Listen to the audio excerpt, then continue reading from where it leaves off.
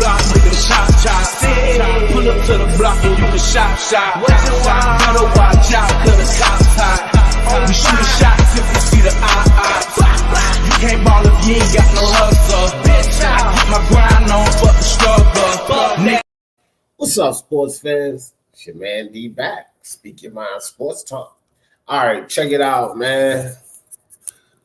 Tyson Fury and his camp, bro. You know, this time I'm at my boy Tyson Fury. And you know, for all you guys that know me, I don't hold no punches. Whether it's a guy that I root for or he my favorite fighter, or it's someone that's usually doing some foolishness like Tank Davis and Charlos and those guys. But I just call out the bullshit. It's just that simple, bro. And it doesn't really matter who's doing the bullshit. If it's happening, then I'm calling it out. And right now, and this is just my opinion, I just feel like Tyson Fury and his camp, you know, even bringing up and talking about these injuries and all of that. Now, don't get me wrong. Tyson Fury came out and said that, you know, it's not going to affect the fight and all of that. But my thing is, why even talk about it? That's just how I feel about it. Like, don't even talk about it. Don't bring it up, because so many times we hear these guys sit back and they say, well, oh, it's not going to bother me, this, that, and the third. And then after the fight, they bring their injury up, which means it's a built-in excuse, man. It's a built-in excuse, and I don't want to hear no excuses. One thing about Tyson Fury, you never had any problems pulling out of a fight, motherfucker. You know what I mean? Whether you my dude or not, Tyson Fury never had no problem pulling out of a fight. So if it's that bad, if it's the eye, if it's the ankle, if it's the knee, or whatever all of these complaints are, then delay, postpone, or just pull out of the fight. Don't go to the fight. But if you decide to step inside of that ring, because ultimately it comes down to his decision. And if you the one that decide to step into that ring, then no excuses. Tim Dub, what's good, fam? Romania Mike in the building. What's good out in Vegas? I got my man Bob and Romania Mike out there in Vegas. So, you know, I don't even care who it is. I don't like the talk. I don't like all of the talk surrounding any injuries concerning Tyson Fury. Deontay Wilder got injuries. You know, his shoulders, his arms, always injured. And all athletes, bro, you think about this shit, especially combat sports, but high impact sports as well. Football, rugby, soccer, you know, basketball, because basketball is very physical. All athletes play and compete with injury, bro. So I don't want to hear shit about no injury. When you decide to step into that ring, Tyson Fury, that means you say you coming for fight night. No excuses. None. I don't want to hear it. Fan or not, salute my man Kevin in the building. Andre, what's up, bro? My man Romania Mike say smash that like. Hell yeah, hit that like button. Las Vegas promotions, yeah, no doubt. But yeah, bro, I don't want to hear it. I don't want to hear it. If you get in that ring and your ankle go out, guess what? Gamboa all over again. You're going to get caught, get knocked out. But that is what it is. No excuses. I don't want to hear shit about no ankle after the ring, after the fight, bro. You know? Deontay Wilder and his arm, you know, the issues that he had with his arm. You know, look, man, the guy don't make excuses about that shit.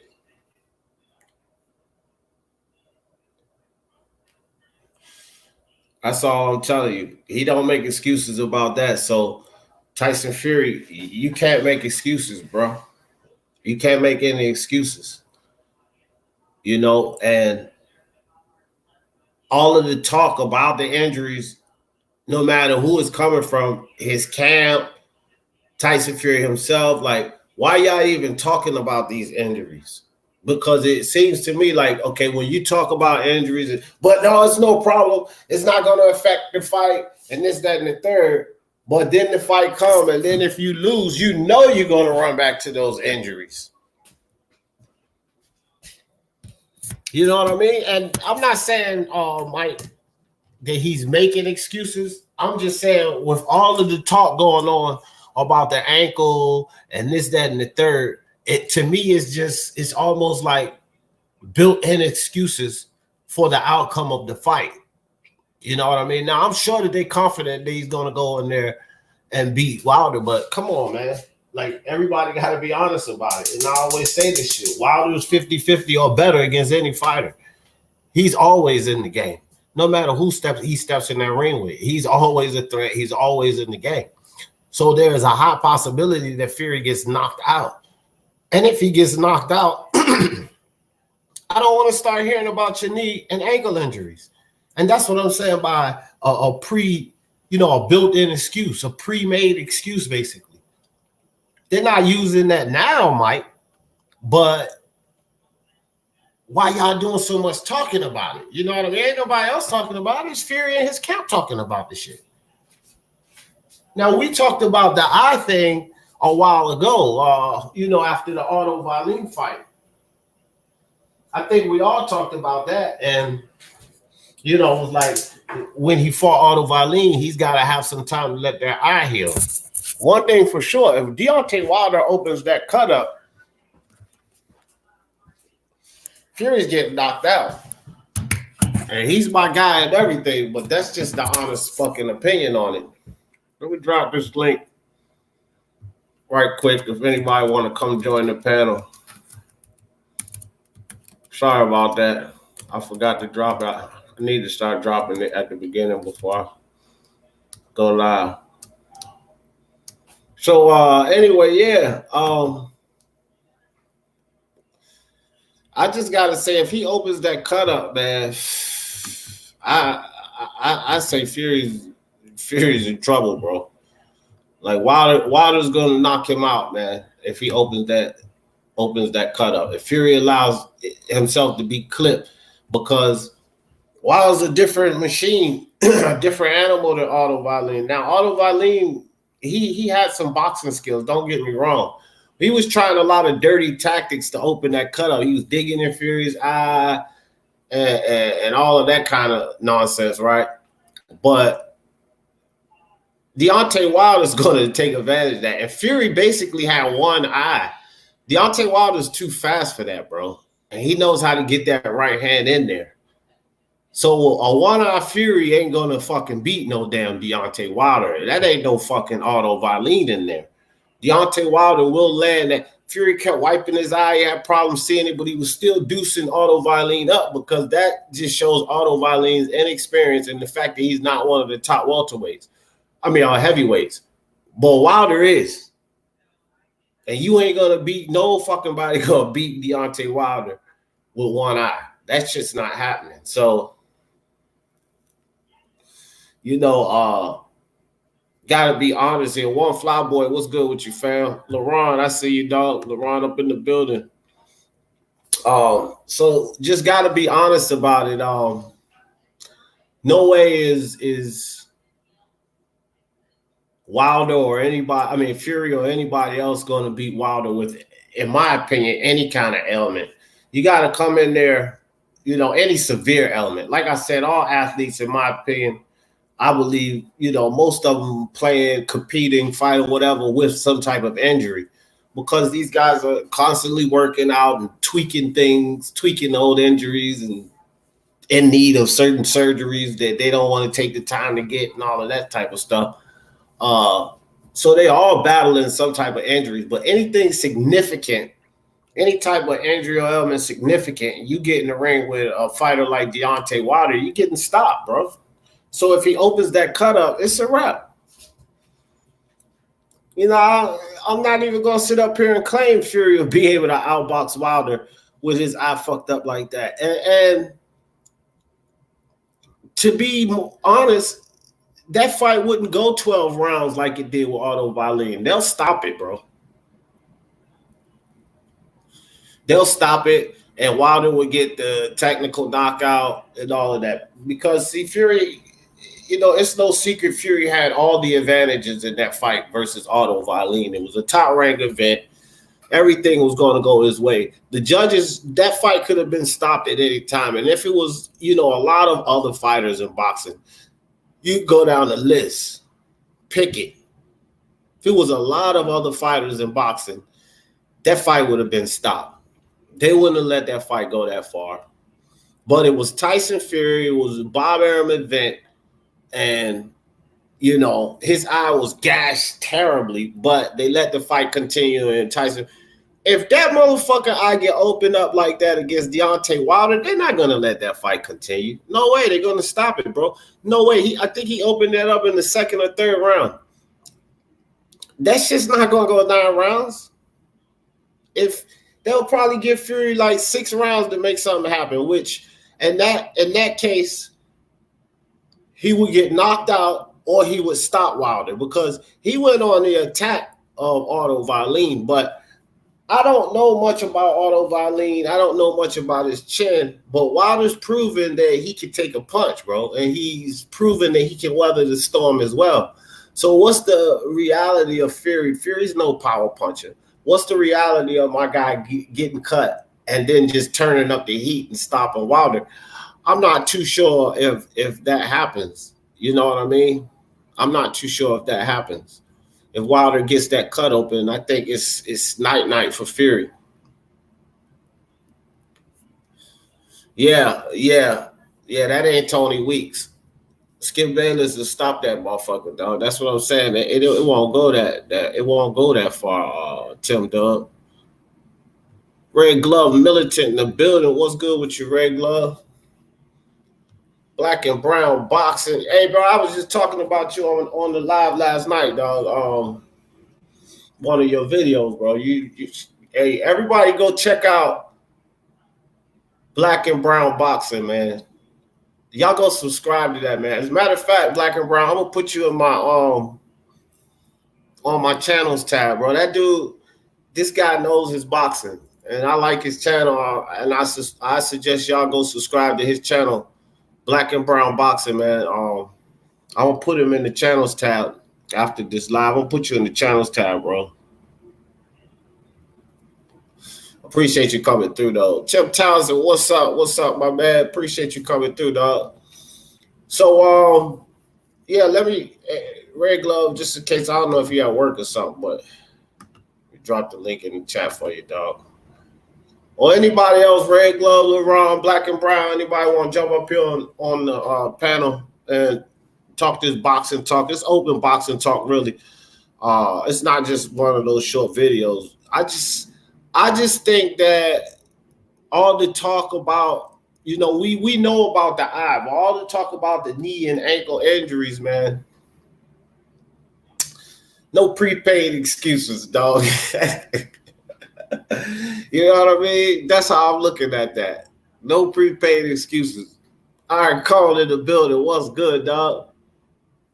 Yeah, that's what's up, LeBron. Check it. I guarantee you'll subscribe, bro.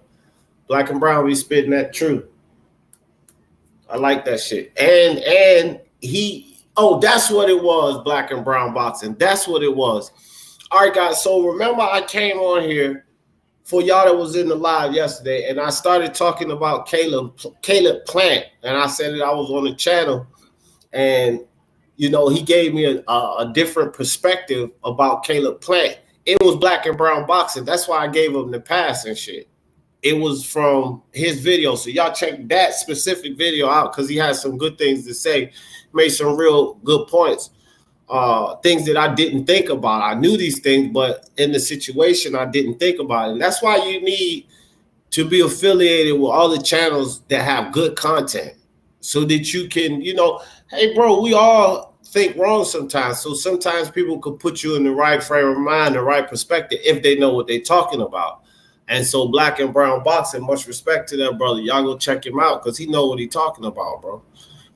Darkness is falling. What's good with you, my man? Man, the solo 3 American judges. Yeah, it's all good. Bob Arum got his hand in on. I'm gonna talk about that too.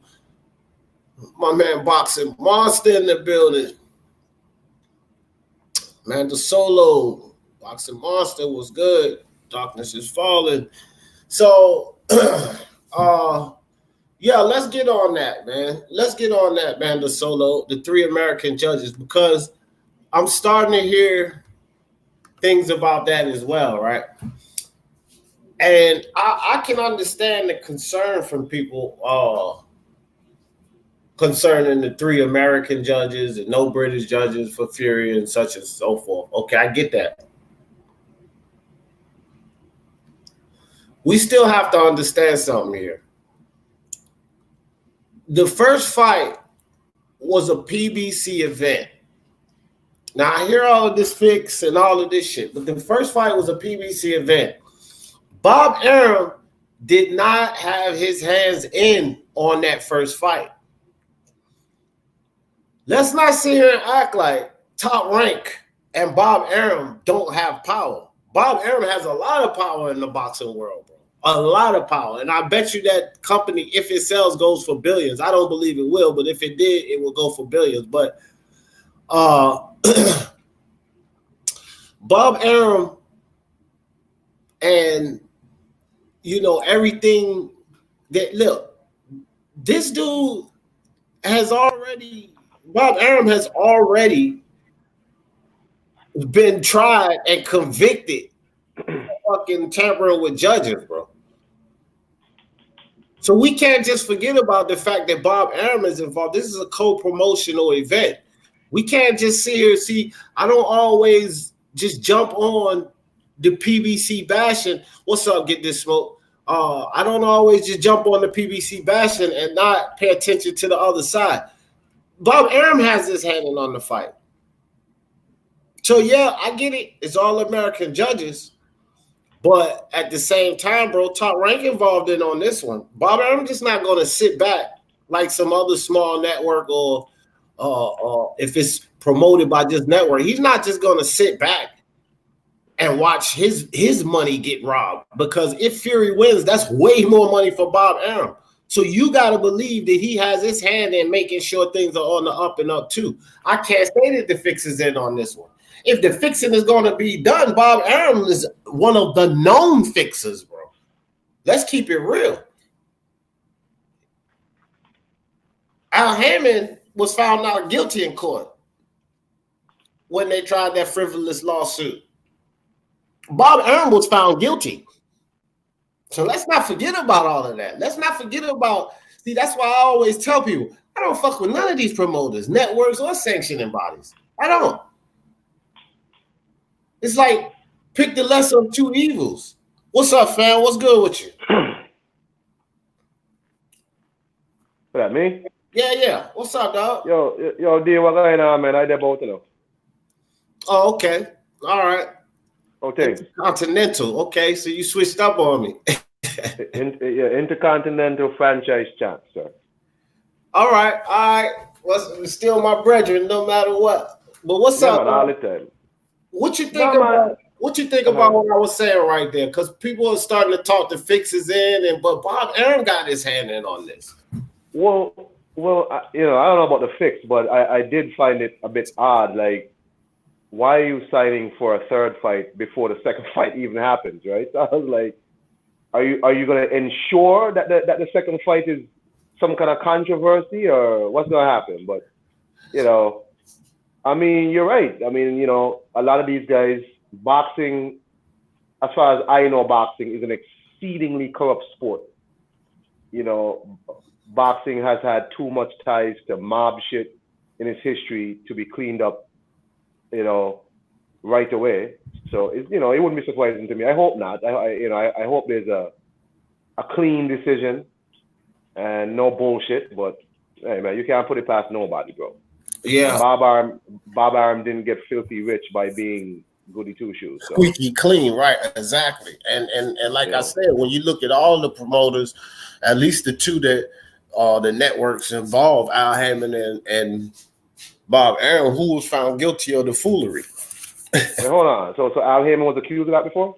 Nah, I'm just saying they both went to court. You know, they tried to sue Al Heyman for the Ali Act and all of that. What I'm saying, they both had their day in court, but one was found guilty and one wasn't. So we can't just overlook the fact that Bob Arum already been found guilty of some snake trickery in boxing. Act like he's just going to sit back and let his man get robbed because that's his money too. If Fury wins that belt's going to top rank. You think he's just going to sit back and let that happen? And this motherfucker is a known criminal when it comes to this type of shit. Get the fuck out of here, bro. You're not going to just sit back and allow that dumb shit. Right. So, I mean, you know, and then Get This Smoke actually made a good point here. He was like, English judge called it a draw last time. USA judge gave it to Fury. Right. So that's another valid point right there, bro. Yeah. Look, man, I just, I hope the fight happens and there's a clean decision. If it's going to be a knockout, if it's going to be a decision, just let it be. You know what I mean? I hope there's no bullshit to try and really force the third fight for no reason, which you've already signed for, which is odd, Right. Bias, come jump on here, bro.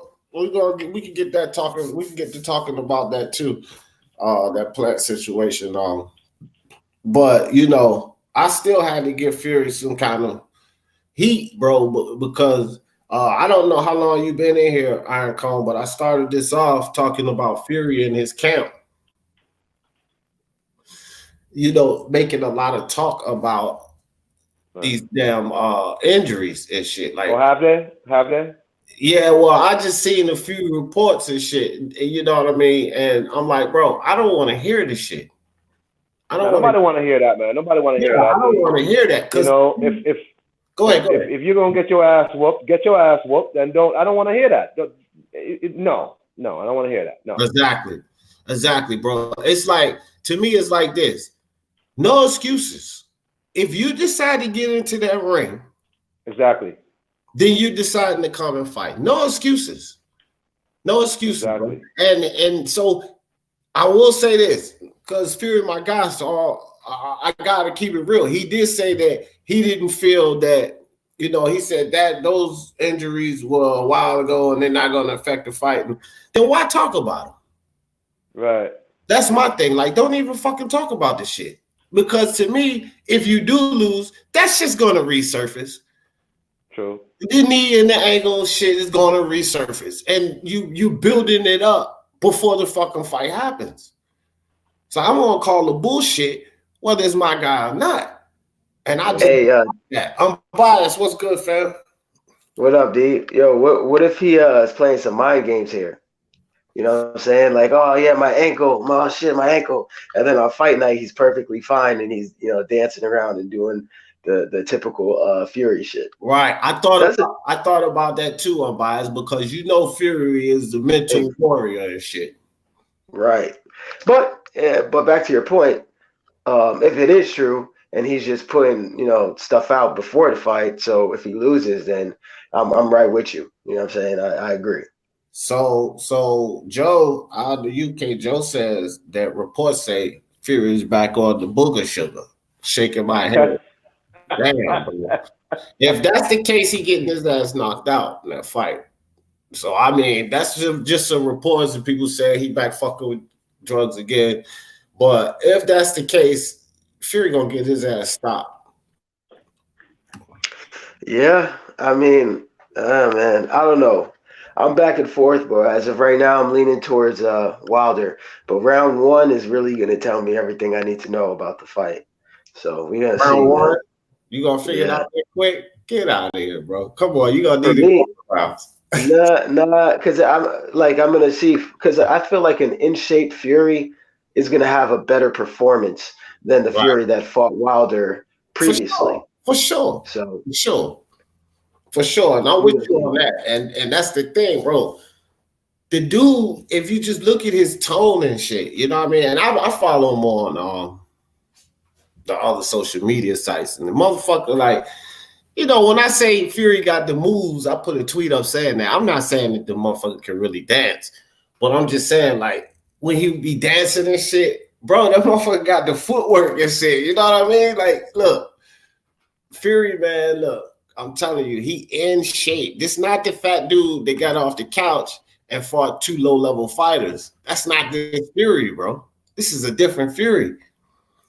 And even when he was messing around with that WWE, which I didn't like that, I put a video up saying that. I wasn't with that bullshit. Those wrestlers still stay in shape, bro. He was still conditioning.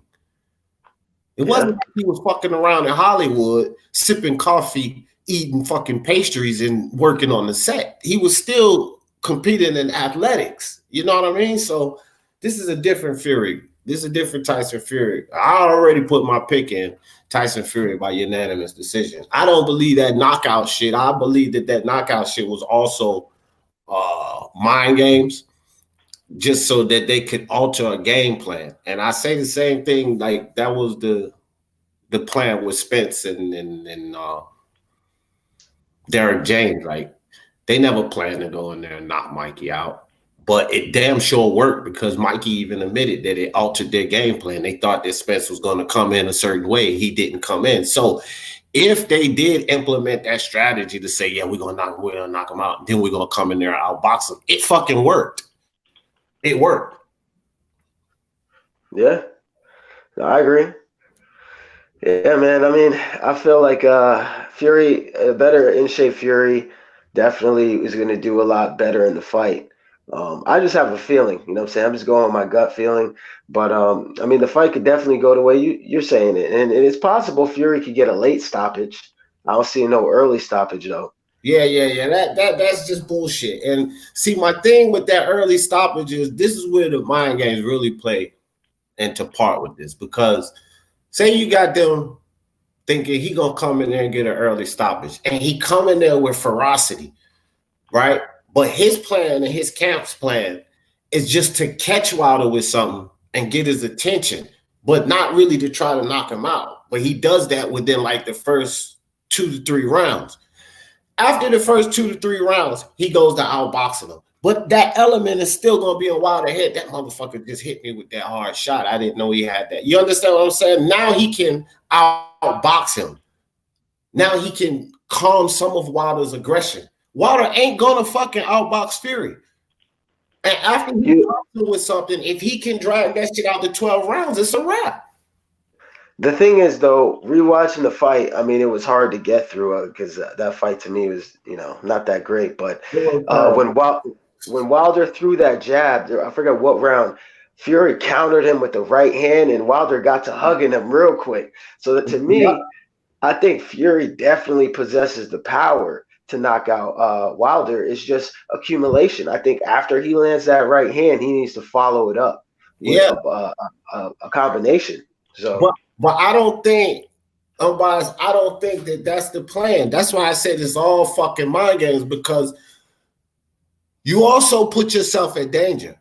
Because see, when motherfuckers are whooping Wilder's ass, that's when he gets even more dangerous. Think about it. I agree. Yep. He gets more dangerous when they whooping his ass. So if he goes in there and he pop, and he hurts him and he gets his attention, then it becomes a chess match. Well, Fury's going to be playing chess while Wilder's playing checkers because he don't know how to play chess when it comes to the sweet science.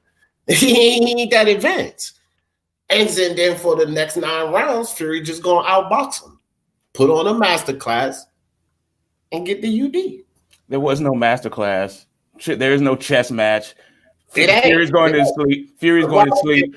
Fury can get better, but so can Wilder. Wilder put in a terrible performance. Sure, he can be in better shape, but that's not going to alter it. He can totally be outboxed because one of the judges gave it to him. Even without the knockdowns, it would have been a draw on it. There's like you just said you watched the fight again. From what I saw, and it was the same thing I saw from the beginning. Nothing really happened in the first 7 rounds. There was no masterclass happening. There was just a bunch of jabbing. There was just not a lot happening in that fight. If you want to give him all to Fury, that just shows to me that you don't like Wilder. It don't mean that Fury won all those rounds, that he's all of a sudden put on some masterclass. It was a close Fury fight. Outlanded him in those early rounds. Fury outlanded him. Right, but that's all you can. And it wasn't about like it wasn't like. Hold on, I'm holding on. usually, no, I'm going to slightly agree with you. Just because somebody outlands him, you could possibly give the other fighter the round because he's landing the more defining punches. But in the midst of those rounds, like you just said, there wasn't much going on. There was literally just Fury feinting, jabbing, 1-2, feinting, taunting, jab, 1-2, taunt, jab, 1-2, Wilder missing, Wilder connecting a little bit. But that's my whole point. Fury outlanded him. It wasn't like Fury got rocked in those rounds. He didn't get rocked, stumbled back, or nothing. So no, right. The question is which one is it telling the blows? Like I don't know if you got if you remember since the fight's fresh in your head, if you remember the rounds. But if you remember round 7, you had Wilder jabbing to the body and Fury throwing 2-1-2s, landing one of them and then landing the 2 on the other. And that was the only work that Fury did in the whole round. But he landed the hardest shots in that round 7. But Wilder totally landed way more shots and cleaner shots. But Fury landed the hardest shot. So how do you score the round? And that's what I'm saying. Like this whole idea about Fury just outboxing him is a foregone conclusion. I don't think so. Well, yeah, I think so. I don't know why. If you believe that my thing is this, and I said this clearly, Smoke.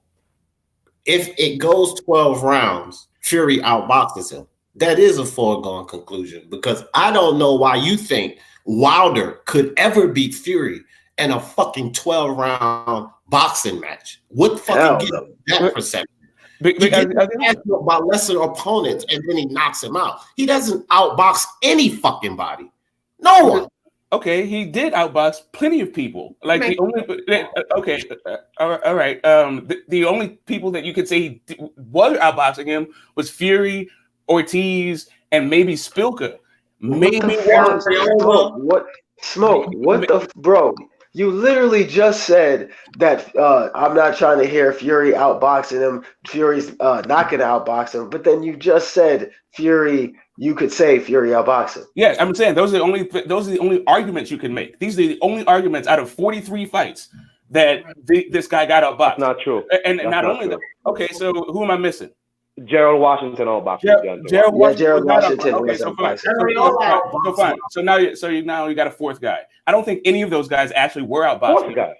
But fine. That's the guy that you say were outboxing him. It certainly wasn't. He has 10 title defenses at this point. And you got to talk about 4 guys and say he always gets outboxed. What I want to say is even the guy that gave the fight to Fury, gave that round 7 to Wilder. And if you look at the judges' scorecards, they're all over the place because it was a tight fight. This is why I think fighters should judge the fights, because some judges, bro, they don't even know what they be watching, bro. To be honest with you. And since when do we? I mean, officially we need to go by the judges, but with our own 2 eyes, I mean, a lot of people weren't giving Wilder those rounds. And I understand that, like, if you go back and watch, there's not much going on. But again, Wilder is the power puncher. So in people's mind, it's like, oh, he's the power puncher. Let's give him the round because he's landing. But Fury wasn't getting wobbled, wasn't falling back. If that was happening, then I'd be with you. I'd be like, nah, Wilder definitely won those rounds because he was landing and his punches were more telling. But if we're just going back and forth, Fury just landed more to me, and not much went on. He did, bro. It's just that simple. That's just the problem. Like, if Wilder ain't doing nothing but seeking the fucking right hand and ain't really hitting nothing. Wilder threw fucking 5 punches. Fury dipped all of them. I don't even remember what round it was. He wasn't doing shit but getting tapped with the jab. If that's the way the fight is going, he's losing the fight, bro. He was in the rounds where he was throwing the most. He was also controlling the actual action. He wasn't controlling nothing, bro. Yeah, all Fury was doing was hoping it didn't land. Listen, dog. Wilder wasn't controlling shit. The only thing he was doing was looking for a fucking right hand. Eventually, he found that, but still, he couldn't put the man away because Fury got up and rocked his ass again. That's what prevented him from stopping that fight in the 12th. Not no judge, not no referee, none of that shit.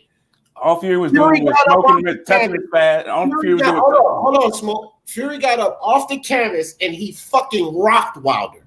He rocked him, he hurt him, did. and Wilder could not That's get the one round. fucking job done.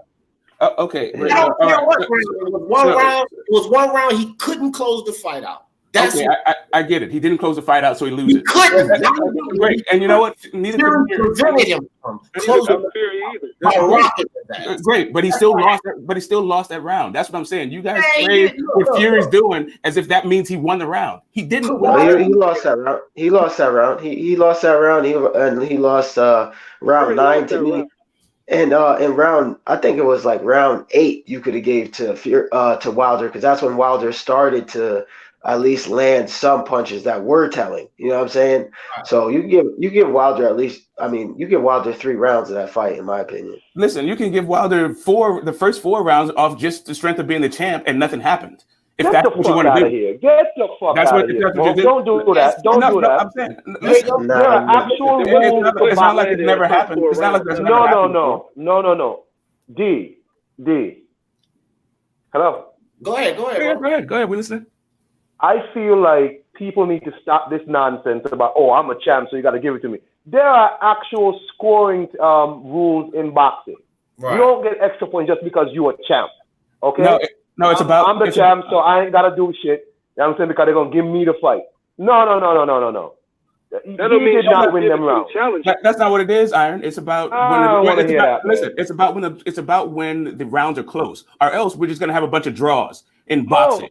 That's what you do. Close, yes, when the rounds are close, you give the benefit of the doubt to the champ. You give the benefit of the doubt to the champ. Why? Why don't we get? No.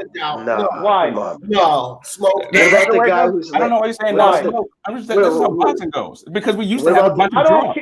Then that's wrong. It's wrong. Yeah, he talking about something. It's been in boxing forever, though. So yeah, it is wrong. You cannot like it. It's wrong. That's where it goes. Yeah, you cannot like it, but you can't do nothing about it. You got to take the belt from the champion. Listen. Get out of here, man. That is ridiculous. That is ridiculous. That is not a rule. Wait, hold on. What about you outlanding the champ in the rounds and beating him convincingly in the rounds? That doesn't. There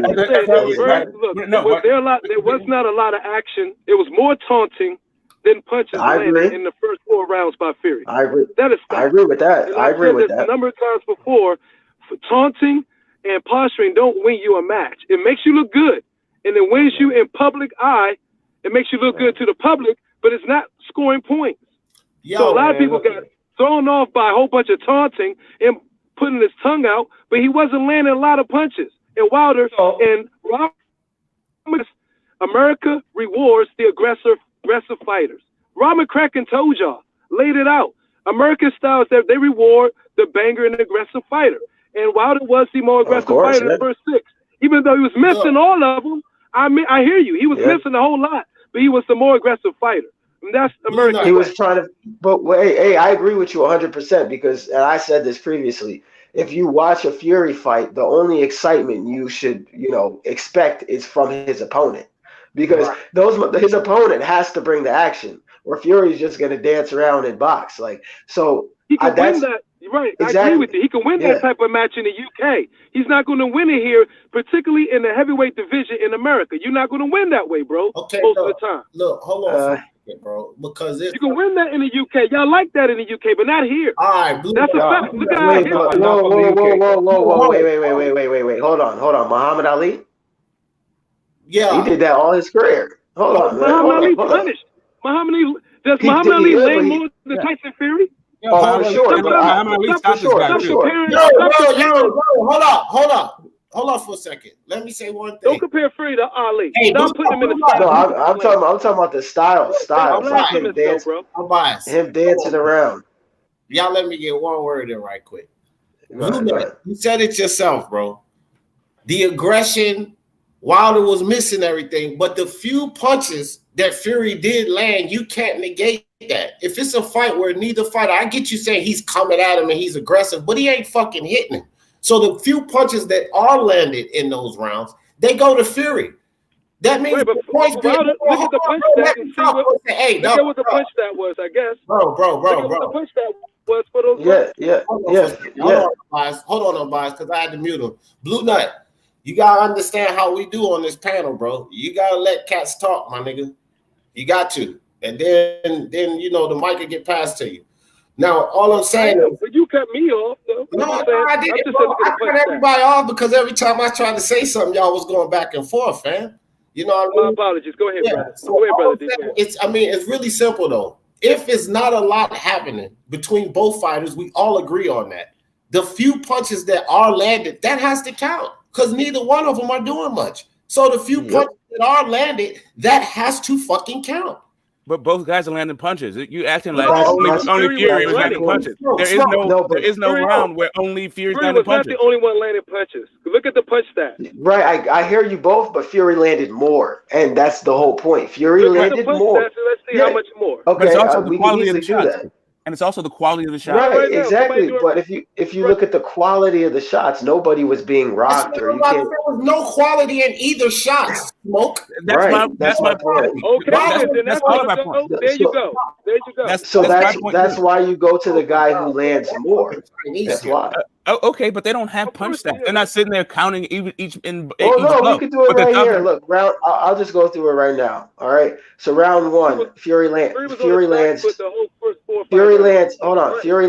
Fury lands 6 punches. Wilder lands 4. Round 2, Fury lands 5. Wilder lands 3. Round 4, Fury lands 11. Wilder lands 4. Round that's round 3. That's round 3. Okay. Round 4, Wilder lands 5. Fury lands 7. Round 5, Wilder lands 6. Fury lands 7. The only problem is none of the. There's nowhere in the rules that it says number of shots landed.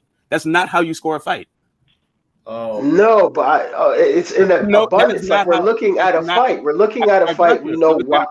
But it's about the quality of shot, not the number of shots. Yes, there was no quality in either of them. So don't sit here and act like Wilder was hitting him with hard shots and Fury was just tapping him. Neither of those guys was hitting each other with hard shots in the beginning of that. Correct. That's why they should be. Fury was landing more of those insignificant shots. So why the fuck are you going to Wilder? You talking about Smoke. Hold the fuck up. You talking about Fury was taunting and posturing. Well, Wilder was going at him, but he wasn't doing shit. So neither of them was doing shit. So when it comes to the punches, if this guy is landing more, how the fuck you just gonna tell me you give the fucking rounds to the guy that wasn't landing more? Neither of them was doing it. Okay, I'll tell you how. No, but you asked me exactly. Let me answer. But he was missing effective aggression. Effective aggression. It was effective. No, it wasn't effective. I'll tell you why. Aggressively missing means that you win the rounds. That's what you're saying. No, it doesn't. No. Fury was on his bicycle first 4 rounds, y'all. Okay, but aggressively missing shots means that you win rounds. He was on his bicycle. So Floyd lost a ton of fights. Is this what we're doing? Like what? Can I get a word in? That works in the UK. Can I get a word in? Can I get a word in now? All right, fine. So when Wilder is throwing the punches and stalking Fury is not throwing punches. Fury is getting out of the way of things. That is the difference. That is how you control it. That is how Wilder was controlling the fight, by his aggression. So now, let me finish. If Wilder is throwing a power shot to the body, right, and he's landing 2 power shots to the body, but Fury landed two extra more jabs, punches landed, but in the entire round, the action was controlled by Wilder because he's the one pressing the fight. Then Wilder should get the round. Okay, a jab. Hold on, a jab to the body while you're backing off is not a power shot to the body. No, I'm saying a hook. Talk about a hook. Smoke. I cut you off, so shut the fuck up for a second, bro. We just sat here and listen to you, so don't start that shit. Yeah, okay. Now, a jab to the body while you're backing off is not like a digging body shot like Canelo or Spence throws. So don't fucking sit up here and act like Wilder was throwing these damaging body shots while Fury was just tapping them with jabs. Neither fighter was throwing significant shots, bro. Neither of them. That's the facts. And what y'all trying No. You mean neither landed. No, I'm not finished talking. So what y'all trying to do right now is say that because Wilder was coming forward and being aggressive but missing most of his shots, some of those rounds should have went his way. Okay, but that's not what I said. I said power shots. You turned my You power mean shot to a neither jab. landed significant shots? But I This is said crazy, power Wilder shots. was throwing strong right hands. You mean neither landed and missing significant shots? and missing and That's what missing. I said. But he also landed. Significant No, shot. you said neither was throwing But he also significant shots. right. But he also landed it. He was also Okay, landing hooks to the body. with significant shots, bro. Neither of them in those first rounds. Nobody hit anybody with no fucking Agreed. shot to Agreed. the body, to the head, or nothing in those first 4 rounds. But y'all saying that some of those rounds should have went to Wilder because he was throwing aggressive shots. And No, what I said was because he was the champ. American style of boxing. What I said was he was the champ because nothing was happening and it was not. There was nothing. Because There was nothing to separate them. the rounds, and none is saying because he threw aggressive shots, but Missy should have got the rounds. That's what sold in combination. That's what you two guys are spilling right here. Well, here's We're the deal. saying some judges reward aggression fighters, particularly in the heavyweight division, than fighters who fight on the back foot and running. It depends on the judge and what the judge looks for and what they count. It's on the judge's discretion. It's simple as that. Yeah, exactly. That's why Wilder was getting some of the rounds on those judges' cards early in the fight. It's not that he was just getting outboxed and taught a lesson and all that stuff. That's not what was happening. Like nothing was happening in that fight. You can score it however you score it, but there wasn't a lot of stuff happening. Bro, we already all said there wasn't much happening. I know. That's what I'm saying. I don't understand that since there wasn't a lot happening, how that equals Fury just wins the fight. Oh, I'm curious. Can I ask you and Myron? Can I ask you and Myron something real quick? How'd you guys score the first Maidana versus Floyd fight? I'm just curious to that. Who won that to you? No, because the punches landed is very close in that fight together. Yeah, but it was more like Floyd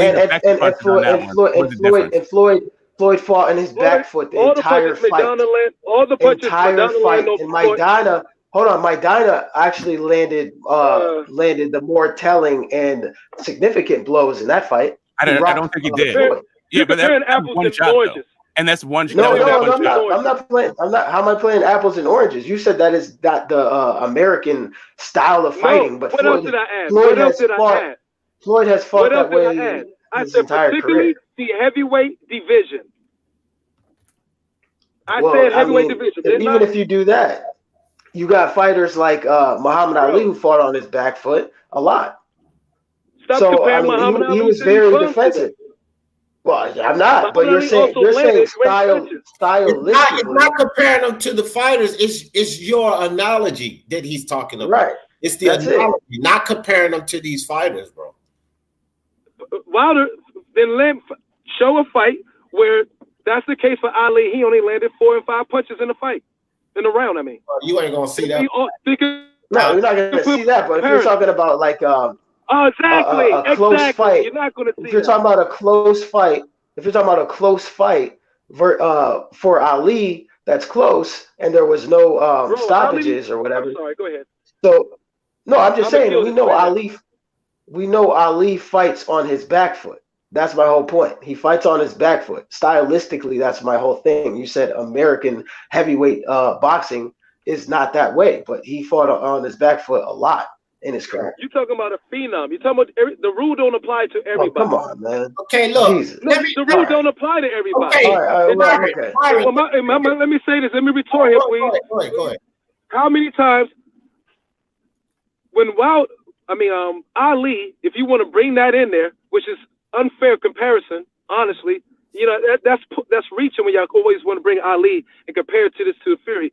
Ali mostly outlanded everybody he fought significantly in a boxing match per round. In the first Ken Norton fight, I don't think so. Ken Norton fight? Huh? Game in the building. Ken Norton was an aggressive fighter. Ken Norton went exactly. And Ali was on his back foot, and Ken Norton outlanded Ali. Jose and multiple rounds in that fight.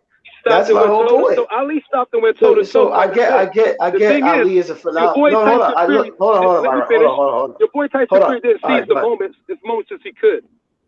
Okay. All right. So are you done? So my Tyson whole Fury point did not is. seize the moment So as much my as whole he should have. point. Hold on, Myron. My whole point is, you just said that the American style of heavyweight, the heavyweight division, is not fighting on the back foot, and they give the fight to the aggressor. Who won the Muhammad Ali fight versus Ken Norton? The first First of one. all, No, I'm just stop comparing answering the Muhammad question. Ali. I'm No, not here's the comparing. comparison. I'm not comparing it. Oh, I'm here's talking about the Muhammad style. Ali. I'm Muhammad talking about the Ali. style. Okay, let me answer your question. You just say you can't even answer my question. Muhammad Ali Come on, countered. man. I thought we were having a right good now. back I'm and forth. answering right now. Just go I'm ahead, answering man. right now. I'm answering right now. Muhammad Ali man, made the aggressive fighters pay. The Muhammad Ali made aggressive fighters pay. Tyson Fury did not make Wilder pay. That is the difference. And No, not he only didn't. that, not only He didn't. that, How about that? not only How that, about that? not only that, Myron, but Ken Norton. Hold on. That's I was waiting. I've been waiting. Myron, look. You remember a guy named Chuck Wepner? The bleeder. Yeah. Yeah. Chuck Wepner. Well, No, I don't. Chuck I wasn't- Wepner hit I- Ali Moore until Ali got mad, but he was hitting Ali Moore. So this is my thing, Myron. I'm not Y'all keep bringing comparing. up Ali. No, hold on, compare Myron. era. Hold on. Fury is No, not Ali. listen. Fury is We not get Ali. that. We understand that 100%. Nobody's saying that. Then why do it? Nobody's saying. Myron, let the man talk, bro. Yeah, bro. I'm just solely going on your reference of, in America, the heavyweights do not fight like that. That's simply not true. Muhammad Ali fought on his back foot. Yes, he made Ken Norton pay, but Ken Norton, in fact, outlanded Muhammad Ali in multiple rounds. And that's fine. But I'm just saying. Right, and I get it. But I'm just saying, this era is, you can't compare this era of boxing stylistically, like their skill sets, to that era. I'm not doing that. I'm only talking about, I'm not, because I would have did that. I would have said stylistically Muhammad Ali is better than Tyson Fury or Wilder. I didn't say that. All I'm going at is your initial point when you said that in American history of heavyweight division that you can't fight on the back foot and win. That is not true. That's my point. I didn't say American history. I say American boxing. You put either way, that's not true. That's my whole point. Specifically Muhammad Ali, bro. So stop comparing people to Muhammad Ali. I would like to point out. I would like to point out that Ken Norton. That I would also like to point out that history says that Ken Norton got robbed for that same reason. Well, I would have to agree with that. I would have to. I mean, if you watch that fight, you could definitely. Let me ask you this, Double Lim. Let me ask you this, dog. In this era of American heavyweights, now I'm being specific, American heavyweights, what heavyweight is out there that has the footwork or ability to even fight off the back foot? Right now? There's a bunch. Christian Hammer. There's a bunch that has that ability. You can fight off the back foot. Yeah. Let me rephrase this. Let me rephrase this. I see where y'all going with this dumb shit. How many of the American heavyweights out here has the ability to fight off the back foot and actually be successful? Because those motherfuckers I'm mentioning ain't shit, bro. I'm talking about these top heavyweights that we talk about all the time. When we talk about even the older eras, we're not talking about guys like fucking Christian Hammer and shit. We're talking about the guys who were significant. So the significant American heavyweights that actually have a fucking chance to do something in boxing, who do we have today? Era that can fight like that? Yeah, but that's American? that's not how we. But that's what made Muhammad Ali special, was that he could fight off the back. Okay, that's not how we roll. But that's not how we roll. Are you talking about boxing today? Smoke. There was more than Ali. That he was the best at it, but there was more because there were more skilled heavyweights in that era. Period. No, but the heavyweight division was about coming forward. It wasn't about, like, even Floyd Patterson, who didn't have the best footwork, wasn't that big of a back foot guy. Like, it wasn't. We don't do it like that. That's not how we train our heavyweight championships. Muhammad Ali wasn't the strongest puncher of heavyweight. He will admit to that, so he used his speed, and so that's why he did that. He was actually a pretty good puncher. People just never get him. Yeah, he was a pretty good puncher. He was just a light heavyweight. Yeah, but he said he's not the strongest puncher in the heavyweight division. He wasn't. Hey, y'all check this out. I'm getting ready. Hey, hold on right quick, Smoke. I'm getting ready to go in the chat right quick. I'm gonna let Eric jump on here, but y'all let each other talk, man. Or I'm kicking somebody off. Yeah, I would say the recent times maybe like Chris Bird. You could say. But Riddick as Bowe of could have fought up. Riddick Bowe today, could fought off the nah. back foot if he wanted to. He had the ability to do Yeah, that, yep, but that's not what he was yep. good. Buster Douglas could fight off the back foot if he wanted to, but he didn't have the arm against Tyson. But he went forward, mom died, he went to bust that ass. You have a lot. I mean, Lennox Lewis could fight off the back foot, even though he's a British guy. He fought most of his Right. career here in the United States. He could fight off the back foot. So you That's had true. guys to do that, but Lennox Lewis did not fight off the back foot like Ali did. He was usually stay there and use his length and distance. Ali was unique. And Fury Yeah. is pretty much unique too. Ali was just unique, but Ali made the aggressor, he punished the aggressor repeatedly. Fury did not do that versus Wilder that night, and maybe that cost him the fight. That's my point. I think Fury should have threw more punches. I agree to that. He said that Yeah, himself after the fight. He I said agree. that he too. said he said that too. I was just about to say that. He said that at an interview I just And he watched knows recently. it. Yeah. He knows it. And then That's why that's where they had a big beef in the corner. I'm gonna say this, and I'm gonna shut up, and I'm about to leave. Remember, they had a big beef in the corner when I guess between Ben Davison and Freddie Roach said Fury needed to be more aggressive and go after him a little bit more because Deontay Yeah. and then Ben Davison was like, Yeah, but Fury leaves he himself. did didn't say do what that. he was saying. Remember, they had He that did in the say that. corner because Yeah, Ben he Davison did. didn't Yep. understand American heavyweight boxing, man. He wanted to do No, that I UK mean, shit, and it wasn't working over here. But Rob McCracken know that, and that's why he made the comment he did a couple of days ago. Okay? So it's just what it is, bro. It's two different styles, and now judges well, Freddie judge Roach things wanted differently him than theirs do. to. Freddie Roach wanted him to go for the KO because he thought he saw the There you go. KO. Exactly. But Yes. That means be Yeah, more but I would aggressive, think bro. at that That means be more aggressive going for the KO. Same at thing. that point, I think that would have been dumb because I looked. I mean, I don't know. Fury just needed to stay on his feet in the last round. Yeah. And fight for the Now we KO. never know. But now we'll never know. You got to take risk. You thought it'd be done, but you're not in the ring with him. They was the ringside. But you'll never know now because he didn't do it. It's got to draw. Yeah, So I he's thought not. a I draw mean, was the right if he would have, decision. if he would have sat there and traded and tried to get him out of there, Wilder would have. You would play right into his hand, just knock Fury out right then. In my opinion, I think he did Wilder's what he power was was supposed to overrated. do. Okay, I've always said that. Nah, I think his power was overrated. I oh think man, he left some money on the table. I think Fury left money on the table in the first fight. That's just how I feel. I thought a draw was fair for both of them. Well, hold on. When you say Wilder's power is overrated, are you talking about him not knocking out like elite of the division? Is that what are you talking about? Wilder's power's overrated. Well, that's I've what been Myra saying just said. that. Yeah, I've been believe that. I don't think it's overrated. Like I can't deny his right hand, man. That shit, I think he has power. It's not as okay. Let me put it in simple terms. It's not as dominant as the percentage say it is. Yeah, I can agree with that. Okay, that's easy. It's not as powerful as the percentage of his knockout ratio says it is. Yeah, That's because what I mean. he hasn't knocked out elite fighters. He's knocked out Louis Ortiz, which is the Take it any way best you fight want it. on his His record. power is not equal or half as what his percentage says it is. It's not the equivalent. So that's what I mean. In this day and age, yeah, you can look as we say his resume. Then we have to look at the whole thing. Okay, I don't know what you guys are talking about. Elite power. No, sorry. Go ahead, Eddie. Go ahead, Eddie. Most of the fighters who Wilder has knocked out, most of the elite, I would say, would knock out. Exception for Luis Ortiz, maybe.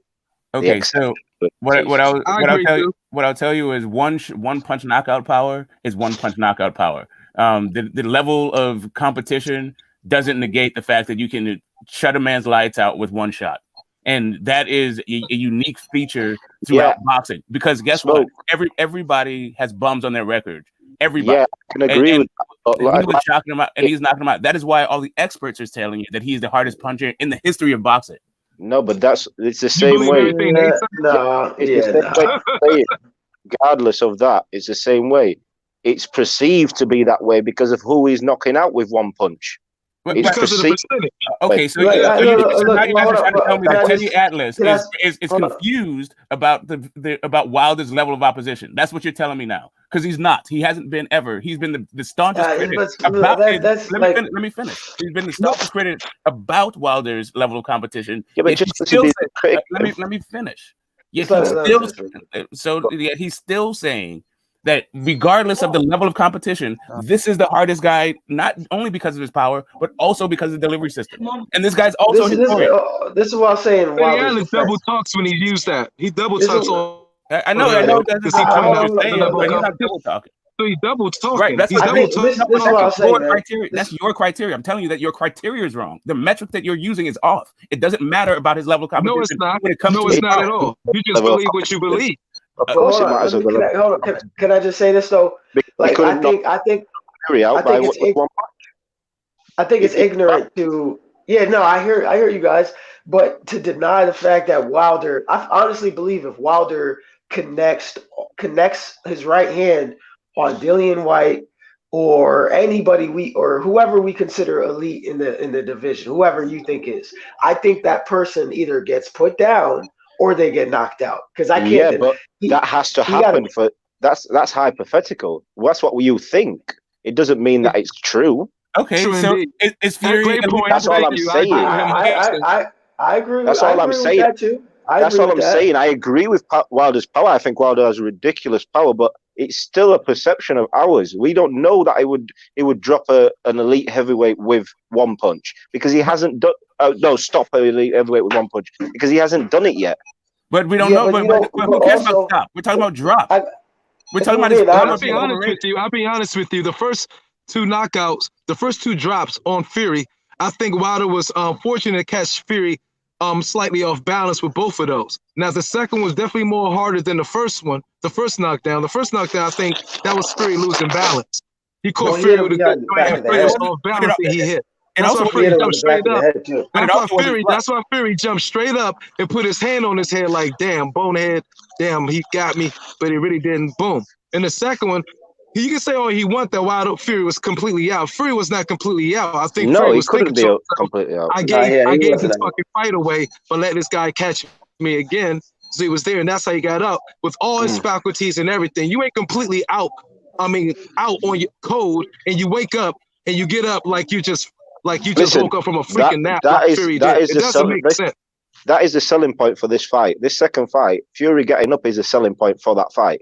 Without that knockdown and Fury getting up in the 12th round, there isn't a selling point for this fight. There isn't a selling point. If he didn't get up, there's no selling point for a second fight.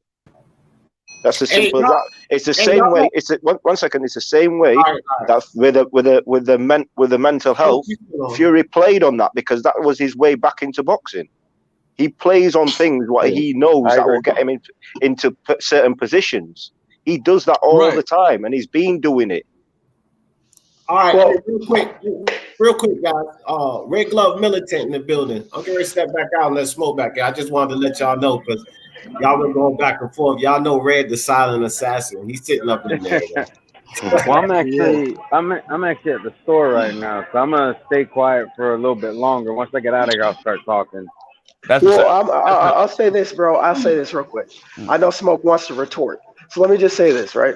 Look, I can agree with Myron and Eric on they need to see it because I need to see it too.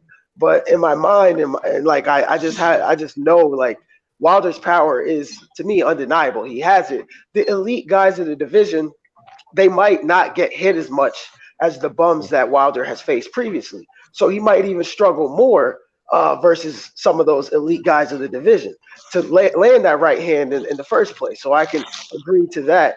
But I think the power is, undeniable.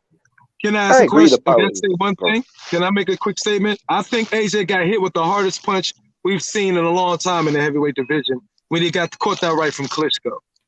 Okay, can I say something now? Wait, you think Klitschko? I've been trying to speak forever, and I would just like to before. Wait, hold on. You guys went like four other topics before I even got to on the last one. When we're talking about elite fighters, the elite fighters of the heavyweight division today aren't even credited for their strong chins. So I don't even understand how whether or not if Wilder drops Fury or Dillian White or AJ, that's gonna all of a sudden validate his power because the elite guys have suspect chins. No, they don't. No, they don't, because I don't understand where the suspect chin comes from. AJ got a good chin.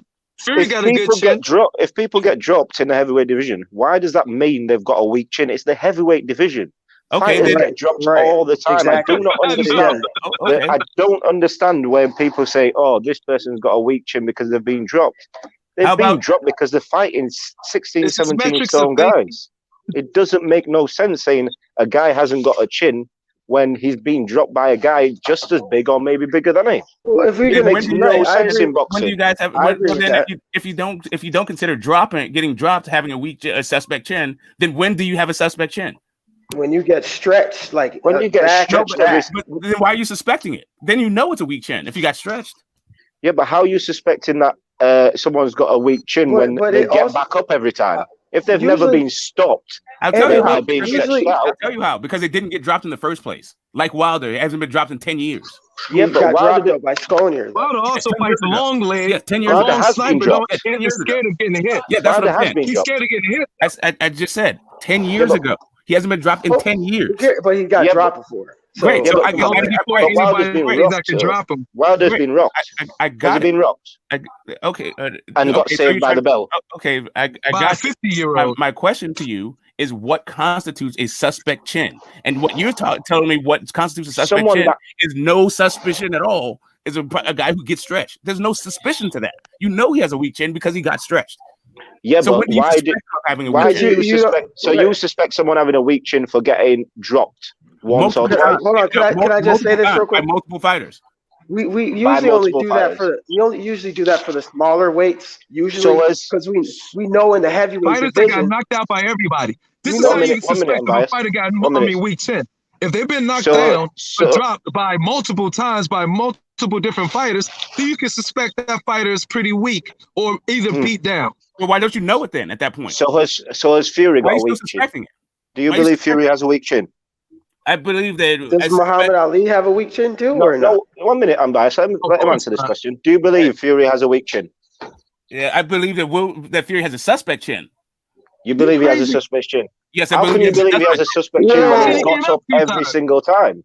He's got up everything. In the first place, because he went down in the first place. Yeah, but just because you go down, there's a difference between a chin and where you get hit, because you can get hit. Yeah, but you can get hit on the top of the head. That doesn't have anything to do with your chin. It depends on who you get hit.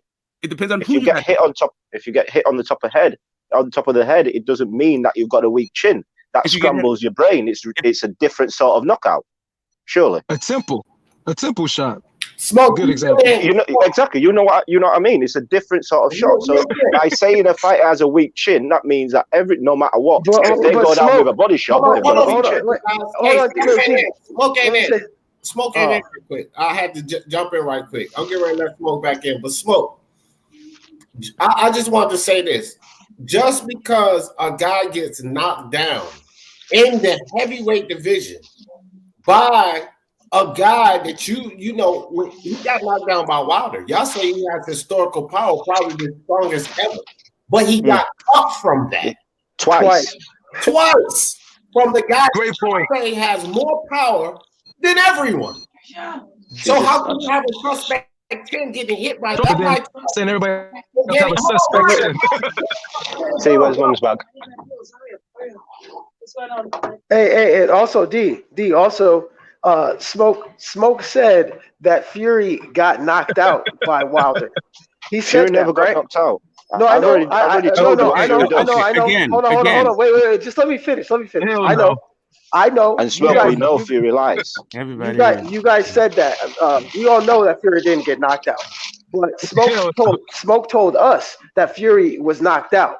He said that. No, Fury told us. Fury told us. Yeah, but Fury also said he spoke to Conor McGregor, and Conor McGregor said he's never spoke to him in his life. But hold on, so we know Fury lies. Building up Wilder. Fury's building up Wilder. Okay, so Fury lied about it. It's very simple. Okay. But you just said if you get knocked out, then your chin is not suspect. It's a bad chin, right? So that would mean Fury's chin is bad to you. Okay, again, let's back it up. First off, Fury didn't get hit flush at all. Let me finish. The only shot that Fury got hit flush by was the left hook on his way down, right? So when No, we got hit with the right hand. let me finish. Right, I said flush. And the left hook was more like a slap. And I got you. I'm just saying that the left hook hit flush. But Wilder's not known for his left hook power, right? He's known for his right hand power, right? The right hand didn't land flush in the 12th, and it didn't land flush in the 9th, but he still went down. And my point was, when do you know that a person has a weak chin versus when you suspect? Okay, let me suspicion is stop interrupting me, yo. I didn't interrupt you guys. 4 people address me, and I'm trying to address what people are saying. Go ahead. Okay, great. So the point is, when do you suspect somebody has a weak chin versus when you know somebody has a weak chin? And you suspect somebody has a weak chin when they get dropped by multiple people on multiple occasions, not one guy who's the strongest puncher ever. And I still didn't hear how hitting AJ. Are you trying to say that now that AJ doesn't have a suspect chin? No, hold on. How many? Wait, hold on, Eric. Wait. Hold on, Eric. No, I'll wait. Go on. So wait, Smoke. Look, I just wanted to say this, somebody. Smoke, you can't keep telling guys to let you finish and going into 3 or 4 different topics, bro. Like, you don't let nobody else because you went from this to this, and then you talk about AJ's chin. If you're gonna keep talking about 3 or 4 different topics, you're gonna be talking forever, man. Okay, I'm almost done. You guys go off on 4 topics and address me in the topic. So let me just finish. Does Dylan White also not have a suspect chin? No, you can't finish. Oh, you already finished one. Hold on. You just okay. That guy belongs on Jeopardy. So hold on, Fury's been dropped in multiple fights, right? He's been dropped in multiple fights. Okay, and you just said that Fury indefinitely was knocked out. And when we asked you, when you told us that if somebody gets knocked out, we know that their chin is not good. It's no longer suspect. It's not good. So by you, those things. Fury said he got knocked out, not me. That's firstly. But you have told me and D. You have told me and D. Yeah, I was on there as well. That he got knocked out because Fury said that. No, again, you said it. You said it. You said it. I said you said it. Who said it? You said it. And each time you said, "How do I know how he got knocked out?" Like, Fury said it. Because Fury said. All right, hold on for a second, Smoke. Hold on for a second, Smoke. You set up here and said, "Fuck all of this." What Fury said, or whoever got that feedback. Exactly.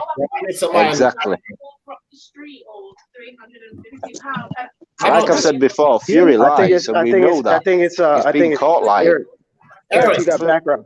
You got feedback in your background, but go on mute until you talk this shit. Because it's time to interrupt. All right, thanks. Oh, is that me? Yeah, that was you. It was a TV or radio or something, bro. But it's you can hear it real clear. All right, okay. So anyway, all I'm saying, Smoke. Let me put Smoke back into. All I'm saying is this, Smoke. You set up here yourself, and it's not about what Fury said. You didn't say that Fury got knocked out because he said it. You set up here and said Fury got knocked out because his eyes was behind his head. You gave all these examples of why you get this Smoke felt Fury was knocked out, not because Fury said it. But now you're trying to say, lie. Smoke. I ain't finished. That's why I put your ass backstage. Just let me get this out. But now you're trying to say that, I said it because Fury said it, or you're trying to imply that you said it because Fury said it. I'm saying that straight up. Or you can get mad all you want, but that's why you gotta go backstage, because I ain't fucking finished. And it's like, how do we even get you to shut the fuck up, dog? So again, here's another thing how Smoke backtracks and goes back on what he says. Just then when he was talking to Unbiased, he sat up here and said, I'm not talking about that right hand. That was just a slap. But he sat here and argued with Unbiased and I for about an hour and 50 minutes that he had power in the right hand also because of that same hook that he just called a fucking slap. And that's that backtracking shit that Smoke does. And Unbiased, I know you remember that. He kept going on and on about why was that power in the right hand? Remember Fury with the fucking hook. Now you just called that same fucking hook a fucking slap, bro. Like, and this dude again, forget that shit, dog. We don't forget. Ain't nobody lying, Smoke. You know you fucking see. Look at this. We don't forget that kind of shit. We don't know. You do that kind of shit. Understand? We recollect it, bro. We got away with that. And you did talk about the power in his other hand, because we were saying he only had power in his right hand, and you brought up that that you just called the fucking slap, bro. Yo, D, I'll be right back. I'm gonna go ahead and get that audio. Yeah, because go get the audio. Go get the audio. Yeah, go get the audio. Go get the audio because you're full of shit right now. Go get the audio because you're a little bit full of shit right now. But anyway, but listen, I didn't say that he only had power in his right. No, we said he only had that right hand power. No, I said he's known for it. I said he's known for it. You defended that. You defended that by mentioning the right hook that he hit Fury with, and now you just called that same hook a fucking slap. So you can't defend that he don't got power in the other hand by using that hook and then turn around and call it a fucking slap. I'm not the person who called it a slap. That's somebody else who called it a slap. Man, listen, you keep attributing stuff to me that I'm not saying. Yeah, okay, like, just get it together. What I said was he got hit with the left hook, and he's not known for that. What he's known for is the right hand. I didn't say anything about the power in his left hook. I said what he's known for. Get it together, man. Okay, so stop lying on my name. Like, get it together. I said Fury said. Why is it you believe Fury about that? The right hand was what put him down, and the left hand had nothing to do with it. What? No, I've said that the left hand hit him flush. What I said was the left hand hit him flush, but he's not known for his left hook. He is known for his right hand. All right, Smoke. Whatever. Go ahead, Eric. What was you getting ready to say? He asked me why I believe Fury. Why do you believe Fury when we know Fury's a liar? Because it doesn't seem like that you would lie that you got knocked out if you didn't. Of course it does. I've proven why. Okay. I've already, well, I haven't proven it, but I've given you a few scenarios. Let me finish. Correct. Like you said, let you finish. I'll give you a few scenarios where he does this to help himself or elevate whatever his agenda is. Okay, he give me an does this example. all the time. How does that elevate his agenda? To say he got knocked out? Because it gives him more props for getting back up. Obviously, no, if you was knocked out, of course it does. If you was knocked out, it makes no and sense. you get, so you're telling me nobody gives Fury credit for getting back up after being knocked out. Nobody sees that better of getting knocked out for 2 seconds or how many ever seconds he said he was out to get back up and fight again. You're telling me no one sees that. No, to lie about it and say you got knocked out in the first place, no, that doesn't help you. That means that you got knocked the hell out. It helps. Of course, it helps him. It means to get back up. To get back up within 10 seconds after being knocked out, it's better. No, it is not better. You know it's better to say. You know it's better to say. It is. You know it's better to say that you got hit by the hardest puncher in boxing and you didn't get knocked out. That's better. Yeah, but that's exactly what he's saying. He got knocked out for 2 seconds, still got up. What he's saying. No, that's not what he's saying. What he's saying is that fine, getting up is the getting up. We're talking about whether or not he's lying about being knocked out in the first place. Fury uses these agendas. He is lying about being knocked out. He wasn't knocked out. You don't get knocked out for 2 seconds, get back up and fight how you fought. And you don't get knocked out. You don't not get knocked out and lie and say you did. Fury does. Fury's been lying. Fury said that he spoke to Conor McGregor. Conor McGregor said, "I've never spoke to Fury in my life." Great. We're not talking about whether he's a liar. We're not talking about whether or not he's a liar. We are talking about he's a liar. We are talking about he's a liar. That's the thing, Eric. It's credible when Smoke is trying to prove his point. But yeah, this is my point. No, the subject is not whether or not Fury lies. If you want to talk about the subject, whether or not Fury lies, that is the subject. That is the subject. No, we're talking about whether or not he lied about getting knocked out, not whether or not he lies. So it's about him lying, then, isn't it? No, it's not about him lying. It's still a lie. Bro, it's still a lie. Hey, hold on. Wait. Can I just say this real quick? Yeah. I got the audio. Can I just play this real quick? Yeah, go ahead. So Smoke doesn't think I'm lying. I want him to listen to himself. Are you gonna play the whole clip? Somebody got to mute. Somebody got to mute. No, yeah, I'm gonna play the whole clip. You getting ethered, so you might want to just shut up. I know. Just mute him. Just mute him. Just mute him, please. Or put him backstage, son, because he's just gonna keep rambling while the audio is playing. I already know how Smoke gets down. No, he's not, because I'm gonna put him backstage. Go ahead, bro. Play that shit. All right, go ahead. Can't count to 10 because when he got up with I didn't make it up to a long count. I didn't protest the long count. I protested the fact that it was a count at all. Wait, what? Wait, what? Yeah, he should have ended the fight. He should have ended the fight. Period. He was knocked the fuck out. There's no reason to count. He wasn't knocked out. He was not knocked out. Yeah, so that's a body. Okay, that's not a body. Did you hear? You said, hold up. That, sir, is a clear fucking body because right here. That I only said that because Fury said he got. I was on that live as well. They're 100% body bag. Now I'm gonna let you back in. Bro, defend it. Okay, Hey, now defend play it. the part. Defend it. Now play the part. Please. Yes, now play the part when I said because Fury said he got knocked out. Play that part. Oh, this is your words. I know. I said he got knocked out. I said he got knocked out. You said he got knocked out. You said he got knocked out. Correct. Yeah, thank you. You just said it again. You just said it again. You said you were mad. Yes, I did say he was knocked out because Fury said he was knocked out. Now play the rationale of why I said he was knocked out. No, you also said one second. You also said you was mad that the referee even counted because you knew he was knocked out. Not because I knew he was knocked out. Not because I knew it was knocked out. No, play the clip where I said because that's what Fury said. Yeah, but no. I know he's knocked out. You were mad. Why was you mad that there was a count? Why was you mad there was a count? I wasn't mad at all. Yes, you did. You said there should have never been a count. Why do you believe there should have never been a count? Because he was knocked out. Because so why do you think he was knocked out? Because Fury said so. No, because Fury didn't say that before. When the fight happened, when the fight happened, when you saw Smoke, let me finish. When you saw Fury got hit with that shot and was laid out, did you think there should have been a count? No, he said it. He said, hold on, Eric. Hold on. Get the smoke. Hold on. Look, get the smoke. You said that there should have been no count. He was knocked out. That's correct. You. Okay, correct. That was your stance on it. Yes, and then when we said, wait, what? How could you say that? You then went on to say, even Fury said it. You used an example. No. You asked me how you said he got knocked out because his eyes rolled in the back of his head. He was indefinitely knocked out.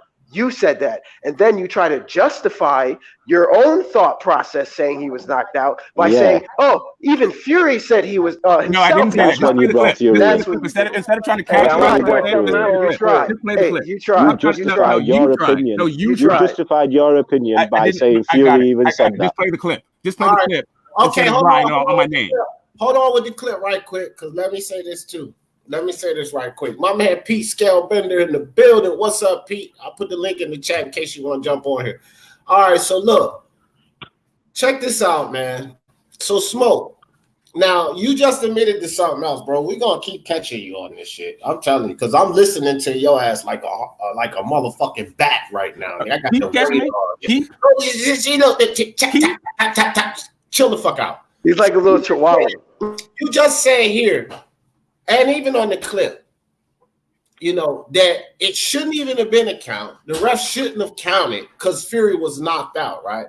But then you said because Fury said that. Now, did Fury say that in the fight to the referee that was bent over looking at him? Did he say, "Hey, that's my exact point"? That was my exact point. Hey, I was knocked out. You couldn't start counting, or did he say that after the fight? How can he do it? How can he say I'm knocked out? D, that's exactly what I was going to bring up. That is a dumbass question because he was knocked out. No, D, that's exactly what I was going to bring up.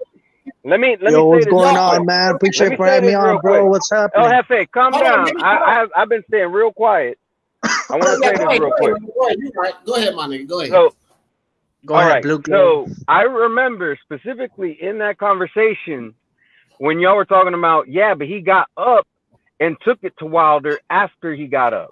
And then he was like, but you don't know that that's what was going to happen in that moment. Well, in that moment, you didn't know that Tyson Fury was going to do an interview later saying that he got knocked out. No, I totally didn't. What I did know, though, that Fury was out flat on his back, not moving. For So seconds. this is And about you- what you think. So So it's this is about about what you actually. think. No, it's not. Thank you. That, Now, You just now, admitted now, it again, Now Smart. that we have the Bro, proof, but why Listen, now like that I we got a have the question, proof, man. Like, listen, why are you guys getting time- at get this smoke, bro? No, Just no, go no, insane, nobody's man. nobody's forget that. ganging up LFA, on him. what's No, going no, on, man? forget that. It's, at the end of the day, it's get the need to smoke's misconstrue. opinion, bro. They need to misconstrue. No, They need but to he's not misconstrue what I'm saying it's saying. his opinion. He's trying Bro, to defend, saying it's You guys not his acting like opinion. it's It's Jesus not or correct. something, man. Wait, Where you hold guys on. You want guys to are like, hold on. The One at a dude was time, knocked bro. out.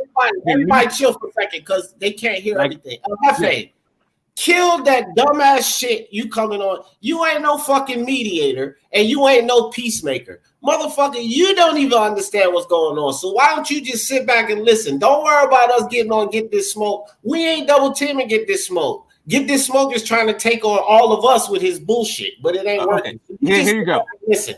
Okay, great. So Red Glove just asked me what I thought. So when you ask me what I thought, that is me explaining to you what I thought. When you ask me how do I know that he was knocked out, the reason I know he was knocked out was because that's what Fury said so. Because that's what Fury said. So in fact, I was correct when I said your thought process was this guy's knocked out, and the way that you try to No, it was justify not. your No, it was thought not. process was Fury himself said it. No, Right? no, it Because was you not. you literally It was just not my said thought that. process. You Okay, literally just said that. Okay, Again, you said this guy was you knocked asked out. me. Bro, You I'm asked done. me I'm what done. I Let's saw. just move on because you're just You gonna asked me do this what I saw circle jerk. you asked me what I saw to bolster what Fury said. What I saw to bolster what Fury said was that he was flat on his back and motionless. That's not what I thought in the moment, but I am not the referee. I'm not the one that paid to do that. Fury confirmed he was knocked out. The dude was But you thought before motionless. Fury confirmed it, you thought he was knocked out, correct? Hey, Yes. I didn't know. I didn't know. Hey, Man, get out of here with that. Hey, y'all check this out right quick. Eric, I am Yo. so glad, bro. I'm so glad you showed me your face, right? Yo, I gotta admit, because with you pay guys, I can't always tell with the voice, and that's the first time You thought I was white, right? Yeah, I'm getting ready to get to that. This is the first time I ever seen Eric's face, right? He dropped an N-bomb on me once. I already knew that he was. Eric jumped off the live one day, but right before he jumped off, he was like, "All right, my niggas," and I was like, "Wait a minute." I said, I ain't even gonna say nothing. Eric is funny. And you know what I'm saying? It just made me feel kind of funny, but now I see your face.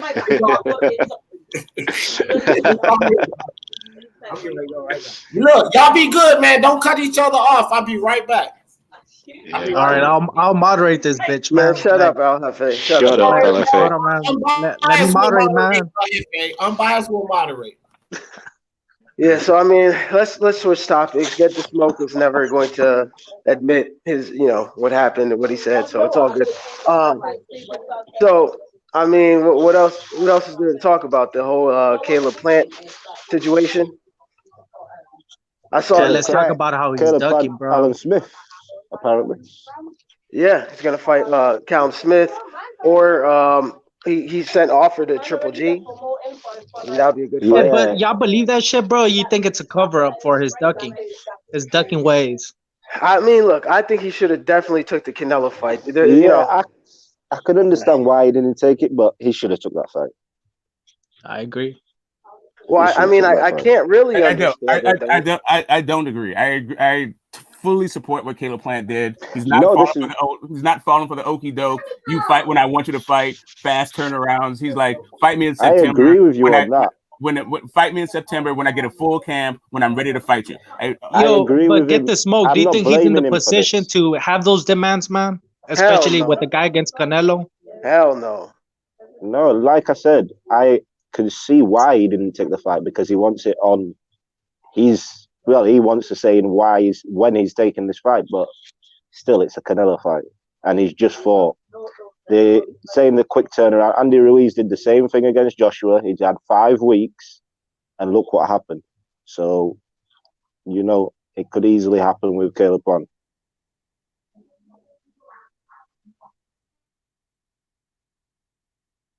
What the hell happened to him? Unbiased.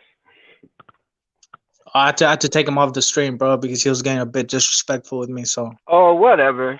You ain't no fucking moderator.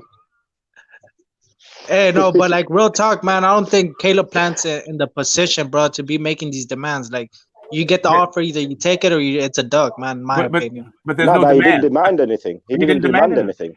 No, he just said but no. he had 10 weeks. He could prepare. He takes 2 weeks off and then goes back to camp, bro. LFA, I can agree I don't with buy into that but bullshit. He never demanded anything. He never demanded anything. He just said, no, I've not got long enough to prepare for this fight, so I'm not taking it. And there was never an official offer. There was never an official offer either. So No, it but can't it's be a verbal, duck. of course. It can't be a duck. Whatever the offer was, Caleb Plant was like, give me time to have a full camp.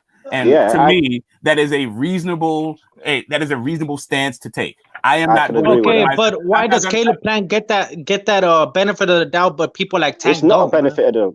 It's not a benefit of doubt. Like people, they keep on saying Tank's dunking, Lomachenko, Tank's dunking everybody, but this Caleb Plant dude gets all the pass, bro. It's not the equivalent of a short notice fight. Yeah, that's the difference. You can't say someone no, because there was no official offer anyway. So it's not even a duck. There's no official offer. Unless there's an official offer, then there's no duck. You can't just say, I'm going to offer you, I want to fight, I'm going to offer you this fight, and then not send a contract or have official meetings. I will always stand by that. I can't tell what these guys call a duck. They've never actually defined when they say what a duck is. I define what my terms is when I call a guy a duck. They try to punch holes in it, but I think they agree with my reasoning, my rationale behind what an actual duck is. But I haven't actually heard them guys. No, I don't agree with all yours. I agree with you on this one. I agree with you on this one. Do you think that about the definition, like what does it take for somebody to duck? It's either you get the same offer or more from somebody else, or you fight somebody as difficult or more difficult. Like if that's happening, if you fight someone as difficult instead of fighting I don't know, a champion, let's say. Yeah, but you got Fury, AJ. Fury is just as tough a fight as AJ. To me, you can't say you're ducking AJ to fight Fury. That doesn't make any sense to me. It does because of Undisputed. But that's where that comes in, though. But you're just talking about the stakes. That's not the fighter. You're just talking about the stakes. It's still the stakes. Yeah, but if you want to be, but in my opinion is, if in that situation, every situation isn't the same. So in that situation, if you're saying one face, one name, one champion, if there's two offers on the table and one of them gets you that one face, one name, one champion, and the other one doesn't get you that, therefore, and you take the other one, therefore I believe you've ducked that fight because you're saying you want something, but yet it's on the table, it's there to be had, and you've chose a different route. So therefore, but Eric, I'm gonna give you this quick example, bro. Let me give you this quick example. Do you believe that AJ ducked Deontay Wilder? How could he have ducked him? No, I'm asking you. Do you believe he ducked him? I know Smoke's. No, I don't believe he ducked him. Okay. So why do you believe he ducked him? I believe he did duck him. I believe he ducked him $50 million. Why do you believe that? Because he was offered the $50 million that he said he wanted. Once he had it on the email, on the paper, he didn't want to. There was no email. No, but there was a 24-hour deadline, bro. Like it was a verbal thing, and he didn't take it. So that would be considered a duck, in my opinion, because you're asking for something, and then they give it to you, and then you don't take it. In your opinion, it's the same thing as Caleb Plant. I'll stick by it. No, but it's not my opinion. It's boxing logic, bro. No, it's not. If there's not an official offer, you can't duck a non-official offer. There's no contract being sent. You can't duck it. Okay, so I'm gonna give you this point of view. Like when you get offered a job, bro, do they offer you the job verbally first, or do they like right away give you the contract? What do you mean? Do they offer you the job verbally first? Yeah, like you handshake, you say, okay, I'll take, and then the next day you come in and you sign whatever you have to sign. But LFA, this is my point. They never handshake. He said, I'm offering you $50 million. You have 24 hours. AJ never agreed to it. So if I went into a meeting, so that's a duck. No. If someone says I'm going to give you $50 million for this job, I'm going to say, well, send me the contract. Let me see it on paper so I know this is real. And that is exactly what Joshua did, and he never got that. So no, bro, but you're supposed to say, okay, yes, I'll take the $50 million. Now send me the email, and then you go out. This is professional. People get screwed over day in, day out in professional boxing. So therefore, unless it's on paper, it's not real. We know that. Bro, but to me that sounds like excuses for AJ. LFA, this is not a job at McDonald's, okay? This is $50 million that we're talking about, okay? The guy wants to see his real. I don't know what type of business you do, Red. It's not going to be done how you're saying it, LFA. It's not going to be done how but I don't know if you ever done LFA. business. You can't compare it to this boxing job business, bro. It's all about getting the leverage, man. People want to get the leverage. Can we just clear up some of the factual errors that are going on? Somebody's got some background going on. I don't know what's going on in your life, but it might be me. But I just put a link in the chat where it's Eddie in his own words saying that he didn't ask for proof of funds. Let me just give a background. The offer that Wilder made with this 24-hour deadline was in April, like around April 20th, something like that. So now we have from May 10th, Eddie saying he didn't ask for proof of funds, that they are talking about the $50 million, that they're working it out behind the scenes. That's in May. That's May 10th, almost the middle of May that this is happening. So when you're talking about the $50 million specifically, yes, it was negotiated, and yes, ultimately it was rejected, and it also ultimately was rejected not because of anything having to do with any network deals. So when you're if you want to give a different reason for AJ not ducking, then fine. But if you want to concede that they actually didn't need proof of funds and that they actually rejected the $50 million to have a fight in the UK, and you want to say even though they did all that, they still didn't duck, fine. I'm with you. But let's stop arguing about what the facts are. No, but that's not facts. We've got the same way you sent this link into LinkedIn. I've read that link already. And I sent you a video of a link in the other chat where Eddie Hearn says, we will need proof of funds. And you refused, point blank refused, to have a look at that link. You refused to look at that link. So I ain't looking at shit what you put in anymore. Listen, Simple you said you as already saw it. Listen, I already saw you. No, let me finish. I didn't. Oh, you said I thought you put yourself on mute. I thought you were finished. Go ahead. No, you refused to look at my link. You said I heard you say that. I already said that. You said that already. And yeah, the 50 million was never. Yo, but Eric, I think even Steven Espinosa funds, bro, for that fight. Yeah, and also, like I said about your link was earlier in the thing. I already saw your whole deal. I was driving at the time. I said to you, let me finish, Eric. I said to you that yes, he said I never asked for it. I need proof of funds. I told you that he said that on the Thursday after the Tuesday they got the offer. He's sitting on there with IFL TV. He said I need proof of funds. It could be in Saudi Arabia. Kind of an interesting now that we're in 2020, kind of an interesting response. But whatever. He said I need to see proof of funds because who knows where the fight could happen. But then 2 weeks later, he said I didn't need to see proof of funds and that we're working it out. And I don't understand why this soft ass AJ That's not what you said, bro. No smoke. That's not what you said. You said you got an interview with Eddie Hearn saying that he never asked for proof of funds, which when he did. I mean, I don't know why Get the Smoke is even using Eddie Hearn when he said that Eddie Hearn's a proven liar. Like that doesn't make sense to me. Why would you? Yeah, but every lie has its truth, bro. Yeah, hold on for a second, because that's the same shit I just said, regular. Because that's what Smoke does. If it fits his argument, then the liar is credible. But if it doesn't fit his argument, they will become a liar. That's what he just did with Tyson Fury. Tyson Fury is my dude, but he's a no fucking liar. But then he just used him as credibility. Well, Tyson Fury said he was knocked out. How do you know he wasn't lying and that was mind games? Okay, fine. He's lying as mind games. Here's what I use as corroboration. Just like when I say what I said because Tyson Fury said so. The thing that with Eddie Hearn, when it came down to it, is because it's also corroborated by other people. Just like Stephen Espinosa. Corroboration. Okay, so why did Wilder turn down the $120 million deal? It was $100 million deal. So why did he turn that down? Apparently because he felt like he could either do it on his own or what AJ was making, or he's already making more. That's what he said. No, what he said was they didn't know what the other side was making. Yes, that's one of the things that they said, and I believe I touched on that one. They said more than one thing. So that $100 million is not a duck. No, the $100 million is not a duck. How's the $100 million a duck? First off, the $100 million was for a multi-fight deal from the zone. It wasn't from AJ no, it wasn't a duck. So, okay, it's not a duck, but yet he's still got a multi-fight deal with Tyson Fury for less money than 100 million. Correct. And did he ask for a multi-fight deal for AJ? Because AJ asked for $50 million.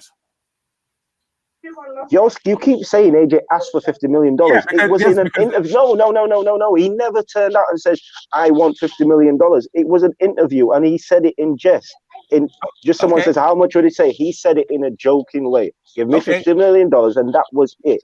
You keep banging on about this, he asked for it, he never said, Wilder, right, here it is, these are my terms, and $50 million, or the fight's not happening. If it's a joke and jest, then why do we need proof of funds? Wait, this is what he said. Of course you need proof of funds.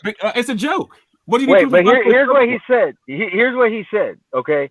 Because at the time, let's put context to this. At the time, there was arguments on whether or not this was a $100 million fight, okay? Because a lot of us didn't think that it is, and I still don't think that it is. I mean, do I think it's worth that? Yes. Do I think that's what the public will perceive it as? I'm not sold on that. But here's actually what was said. He said, okay, if it is a $100 million fight, then make me a $50 million offer and we'll make it happen. That's what he said. So he never demanded $50 million. He basically said, put up or shut up if that's what you think it is. Correct. And he put up. And then they didn't put up. They didn't put up because there was he didn't because given a 24-hour deadline. What is wrong with you? That's not seriously trying to make a fight. If you're seriously trying to make a fight, you're not going to put a 24-hour deadline. Do a negotiation. And you're not going to cancel meeting after meeting after meeting. So no, he didn't put up. All he did was put out that he's not serious about that offer. Okay, so first off, let's get the whole quote if you want to put it in context. What he said was, give me $50 million and I'll sign tomorrow. That's where the 24-hour deadline came in. He said, okay. Let me finish. So did he prove he had the $50 million? Eddie, let me finish my entire point. Yes, Espinoza secured the $50 million. Espinoza. But did they prove that? They never proved it. Okay. Within the 24 hours, they never proved it. So you can't sign a deal if you don't prove that the money is there. Correct. You never proved it.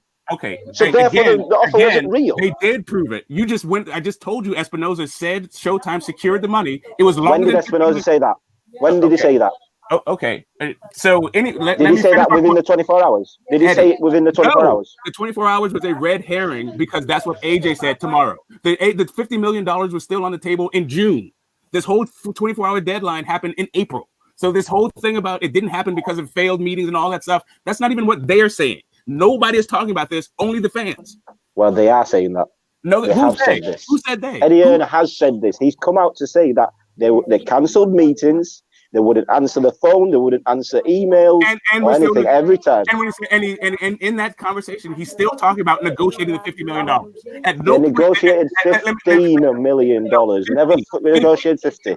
They never negotiated 50. Okay. They negotiated 15. I just put the link in where Eddie is talking about in May how they're negotiating the $50 million. More than 24 hours later. Smoke. Smoke, you and your PBC defense is just outstanding, bro. I will give you that. You go to no ends to defend the PBC, my friend. Look, I mean, hey, D, straight up. This is the last time I was really emotionally invested in boxing. Was this particular thing? Like I wanted to see it undisputed because of what I felt about the Klitschko era, and I thought this was going to be the thing. I was riding with AJ. I loved AJ for what he did to Klitschko, and I was like, when Do-Rag AJ came out on Pep Talk and was like, "Let's roll with that $50 million," I was all pumped up for the fight. Right. So the twists and turns of this, I'm very familiar with. I was blaming Eddie for the longest time about putting his own, about getting in the way of this fight.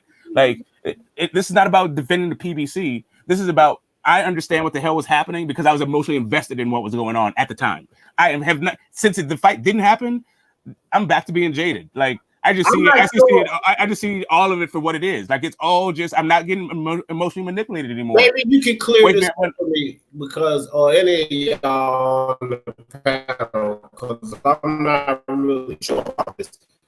When did Finkel sign on with the Wilder? When did that happen? Like, how long has Finkel has he always been Wilder's manager? Does anybody on the panel told you know that? Wilder's your guy. You kind of went in and out, and you sounded like a robot real quick.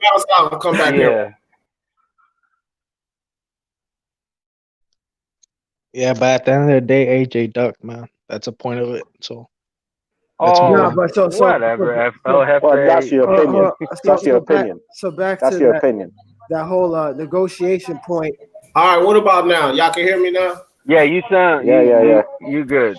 All right. So when did Shelly Finkel? Because I'm not sure about this. When did Shelly Finkel sign on with Wilder? Has he always been Wilder's manager, or when did he jump on board? When did that happen? Yeah, he's been his manager for a while, since like the Klitschko, when Klitschko was around. But before that, Wilder was the last client that he took. He got rid of all of his clients, including Klitschko. He wasn't even Klitschko's manager at the time. Okay, he was just Klitschko's advisor. Good. That's what I needed to know. So let me ask you this. When Wilder goes 30-30 as an American heavyweight champion, and this Finkel, who always has all the fucking answers, Wilder looks to and answers all the fucking questions. Why do we have? You're breaking up, D. You're breaking up again. Oh, all right. You're breaking up, D. That's it. All right.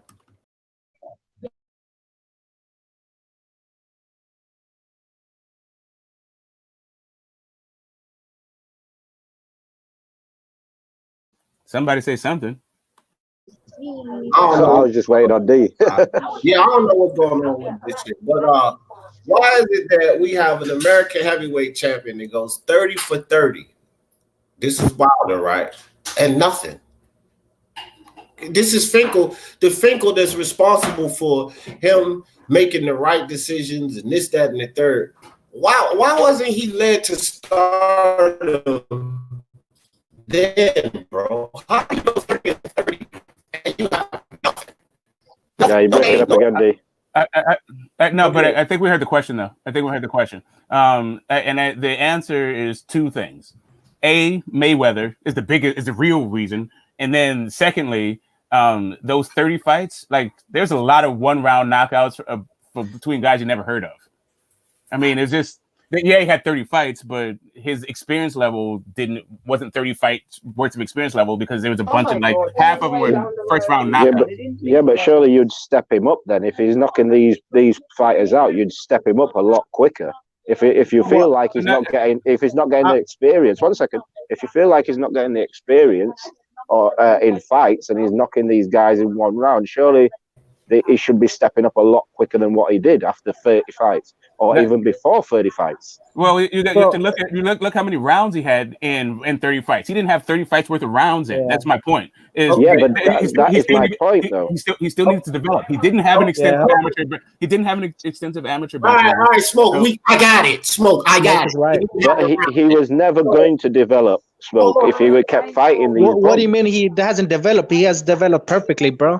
Okay, like right now, Wilder's in his prime. Shut up, man. He just said. Look, I'm gonna have to do this. Hold on for a second, because it was my goddamn question. Smoke.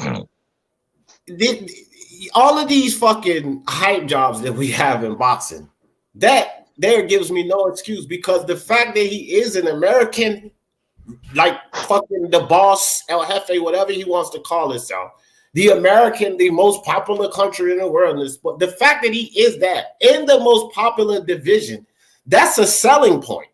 So to sit up here and tell me now to go to boxing pugilists and realists like ourselves, because now you're going to that point where, well, he hasn't done this, he hasn't done that. But then when y'all talk about Tank Davis and the fucking process and all of this bullshit, that kind of nonsense matters. Why can't they promote that and turn this into something? You're breaking up, baby. You're breaking up bad. Yeah, you're breaking up. Shit, man. Man, that Cricket Wireless fucking Wi-Fi sucks, bro. No, listen. The comparison to Tank is this to me Tank's growth is being stunted by the way he's being developed. While Wilder is actually progressing at a nice pace. He stepped up his competition once he became a champ. He stepped up his competition a little bit before he became a champ, but he started fighting the world-class guys after he got the belt. All right, we get ready to start talking about the Caleb Plant situation because Wilder ain't stepped up his fucking competition his whole career. But anyway, you know my opinion on Caleb Smith. Yeah, well, you started off, man. No, I believe Colin Smith can stop him, and I'm sticking by that. Nobody believes me, but when it happens, I will be on here, and like Smoke says, I will be laughing at everybody. Yeah, the dude who lost to John Ryder. Right.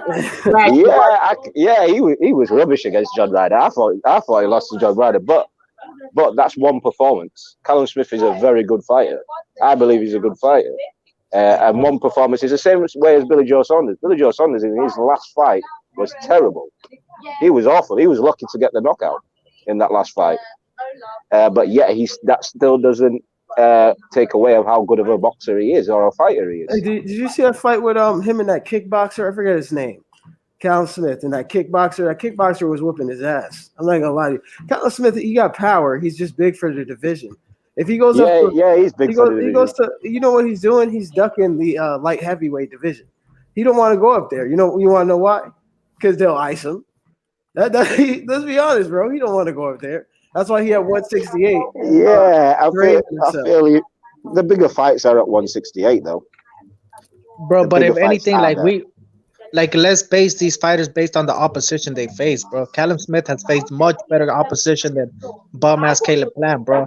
Caleb Plant just fought a Subway dude, and then he fought a dude named fucking Fax Patrick, whatever his fucking name is. Man. I can't argue that. Caleb Smith definitely has a better resume for sure.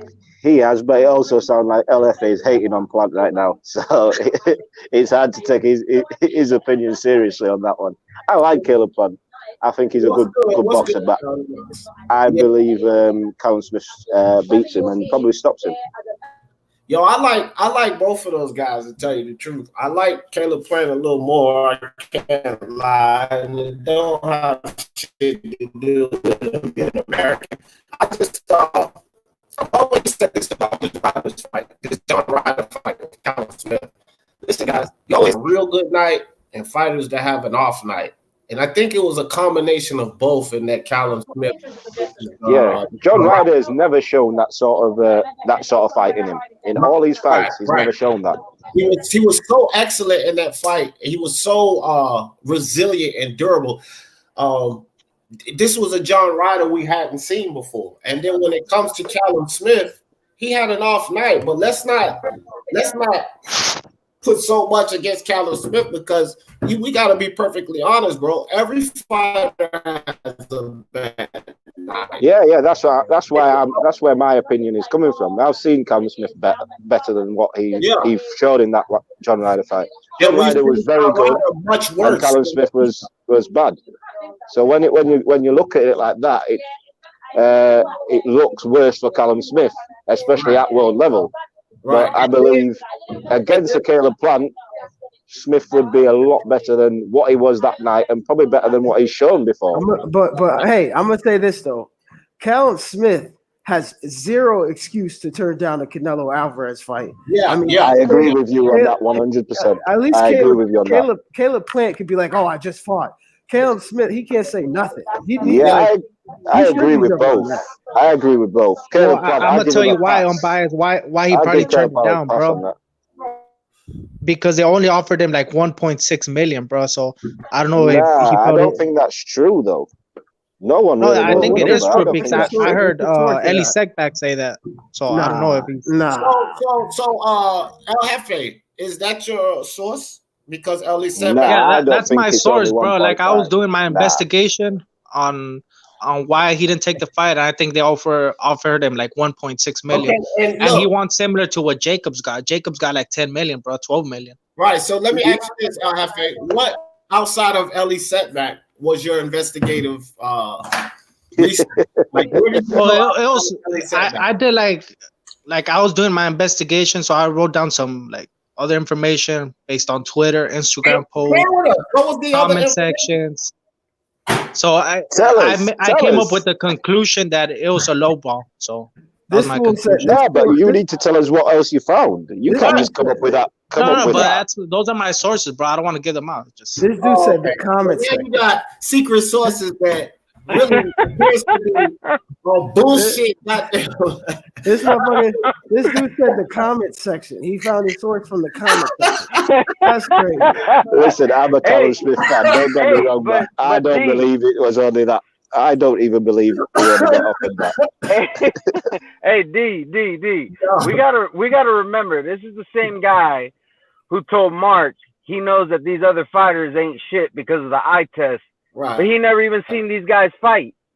Right. So we got to take that in consideration. Red. Do we really expect for El Jefe to give us legitimate sources? I know, Red. Nah. This is the same guy that told us that Rocky Hernandez was going to take over the boxing world. This is the same guy who quotes Jalik all the time. Bro, I can't take Red Glove serious, man, because at the end of the day, Red Glove's a troll, bro. So a troll? I ain't no troll. A troll? If you trolling for saying that shit right there, man. You're a troll. For real. Hey, El Jefe, let me explain something to you. All these people that you've been bodying, ain't none of them ever kicked me off a stream.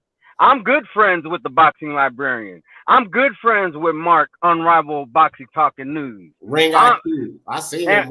And I'm cool with Ring IQ too. None of these guys ever kicked me off a stream, but you got the nerve to call me a troll? Nah. If you don't take me serious, hold up.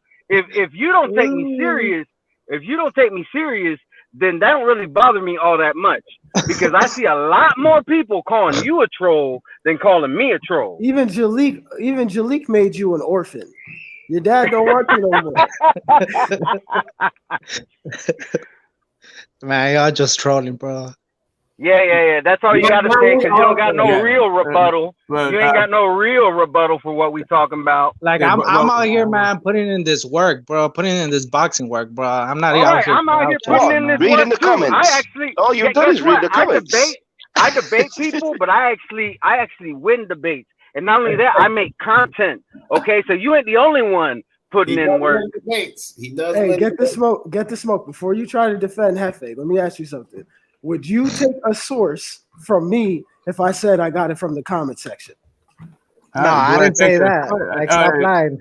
Listen, you know I'm about primary sources. Oh boy, I'm all about primary sources. Yeah, man. okay. Hearsay ain't gonna work for me. Hearsay, unnamed sources, that's not gonna work. No, but I didn't say it was my only sources. I came up to a conclusion. You came up with a conclusion from the comment section. Shut up. Here's the thing, you wouldn't give us any other sources other than Ellie Sekback. So all we could do is assume. Boxing Kingdom United on Twitter. Serious.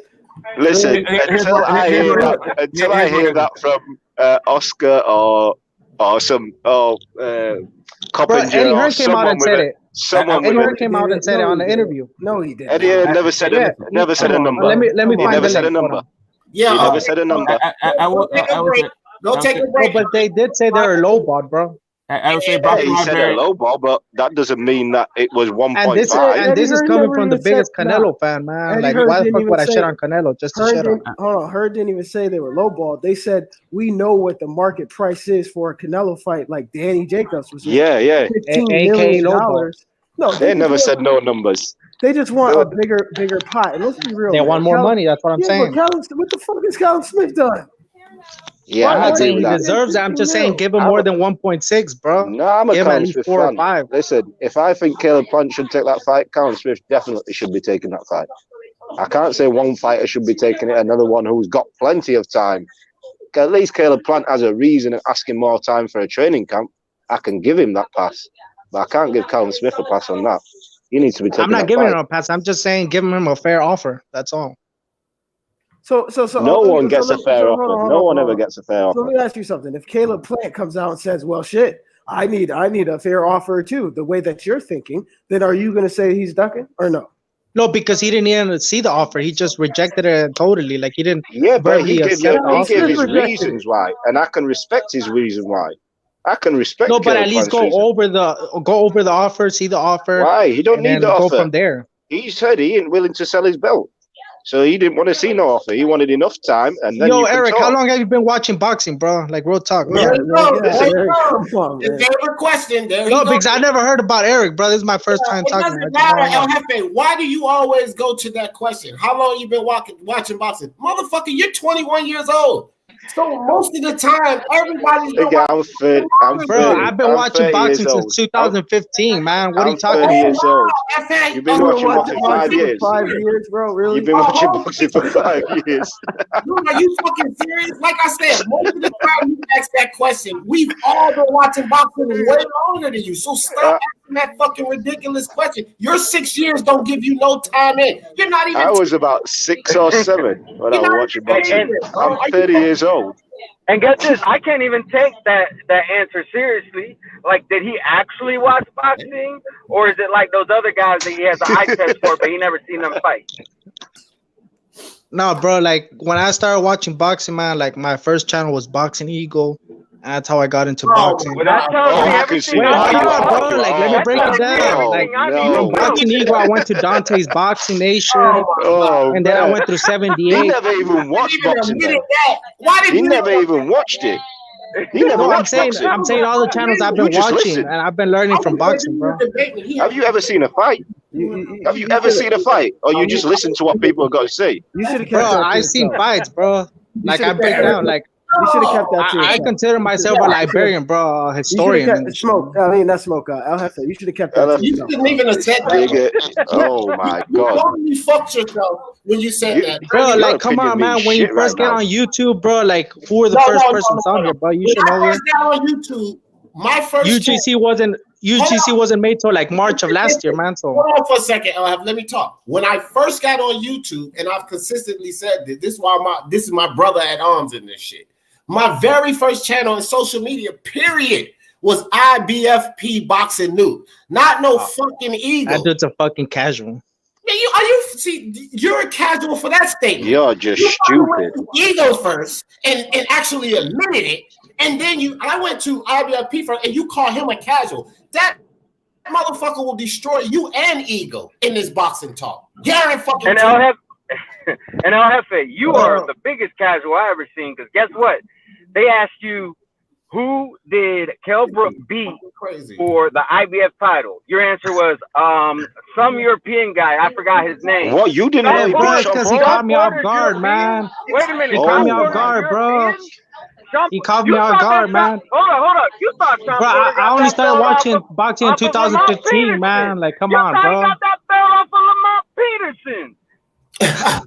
you a fucking like casual. Those are like I don't watch that much European boxing, bro. I watch American boxing. You man. are a casual. Okay, is it Sean Porter American? Is it Sean Porter American? Or I was into boxing, bro, but like I really started to break down boxing and got into this boxing shit back like in 2018, I think. Okay, El Jefe, listen.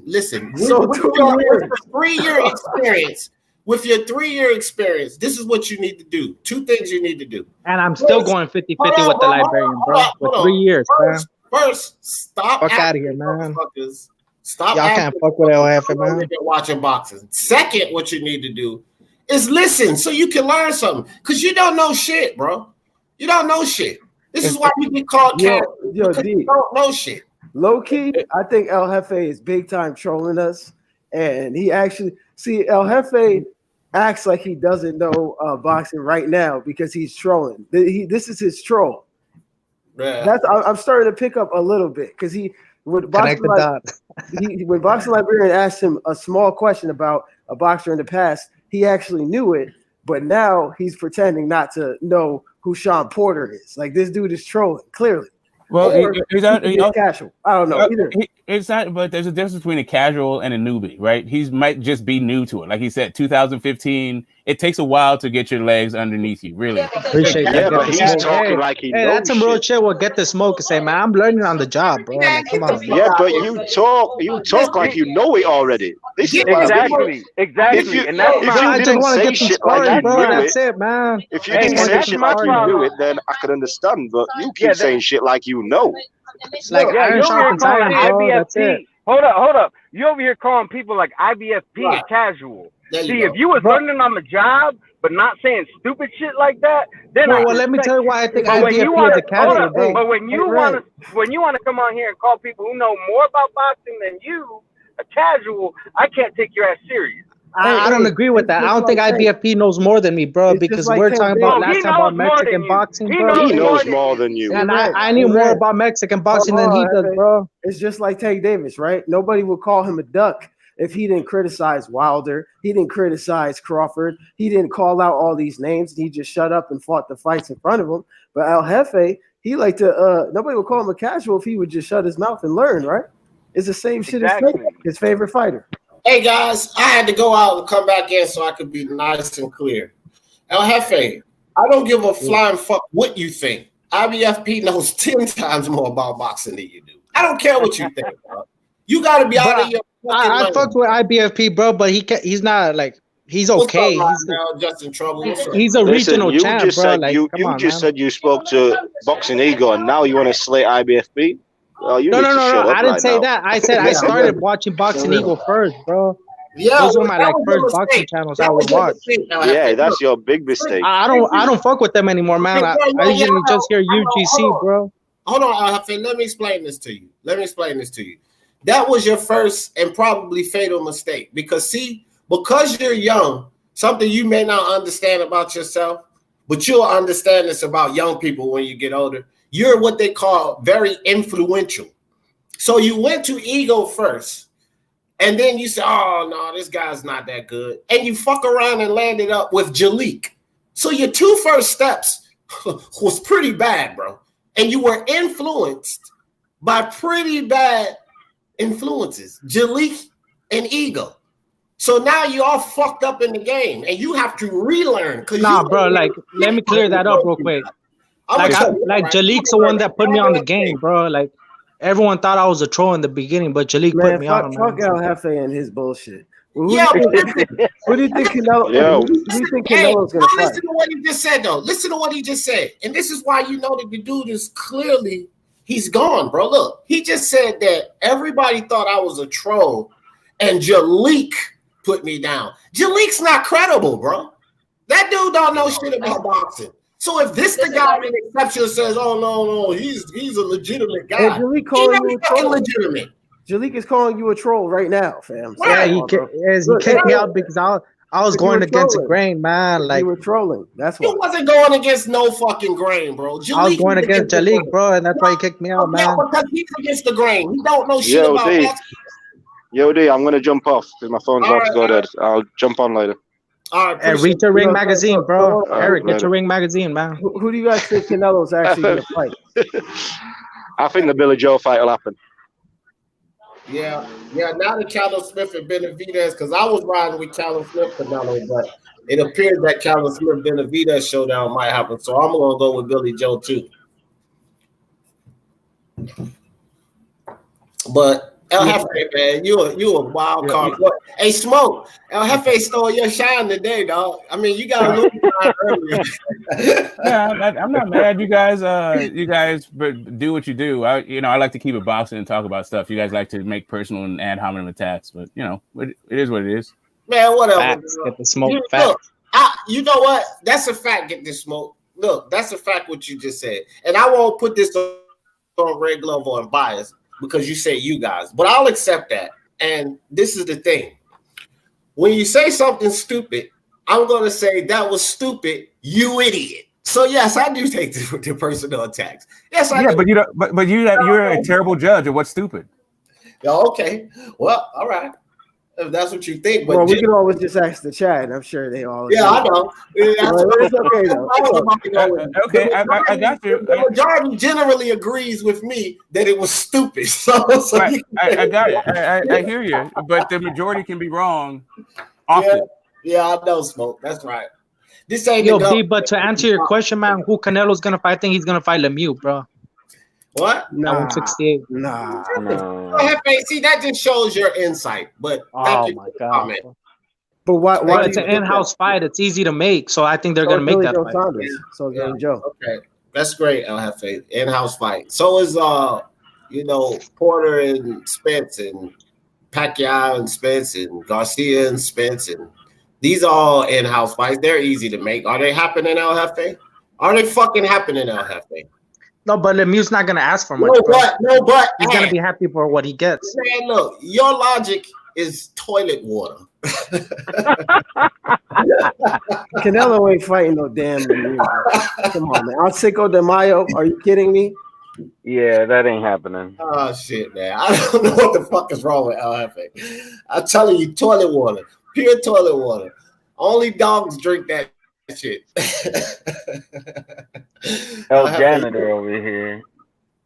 Hey, what's the next thing gonna be? I'm interested. That's the new boxing subject. El Jefe, what is the next thing gonna be? Because you ain't the leader. El Jefe, you try to change it from El Jefe to the boss. Whether you say it in English or Spanish, motherfucker, you ain't. My next one is I'm your Huckleberry, man. Oh, now you're gonna steal my shit. Yeah, now you're gonna bite off a Red, because that's definitely Red Glove shit. He got the tombstone picture and everything. That's one of my favorite movies. I'm your Huckleberry. Doc Holliday, nigga. Yep. Come on, El Jefe. Did you know that? Yeah, do you know that he's saying that would be your gay lover, right? You do know that that's what the Huckleberry No, that's not what it is. Oh, yeah, that's that is what it is. Oh, okay, so you want me to put it's not. I looked into it. Hold on. I looked into it. In one context, it is that, but Smoke, in the context of Tombstone, give it up, bro. It was not that. No, I'm saying even reference to that. I know what you're talking about, but it wasn't even reference to that. Don't try that dumb shit. We were talking about the context that Doc Holliday did. The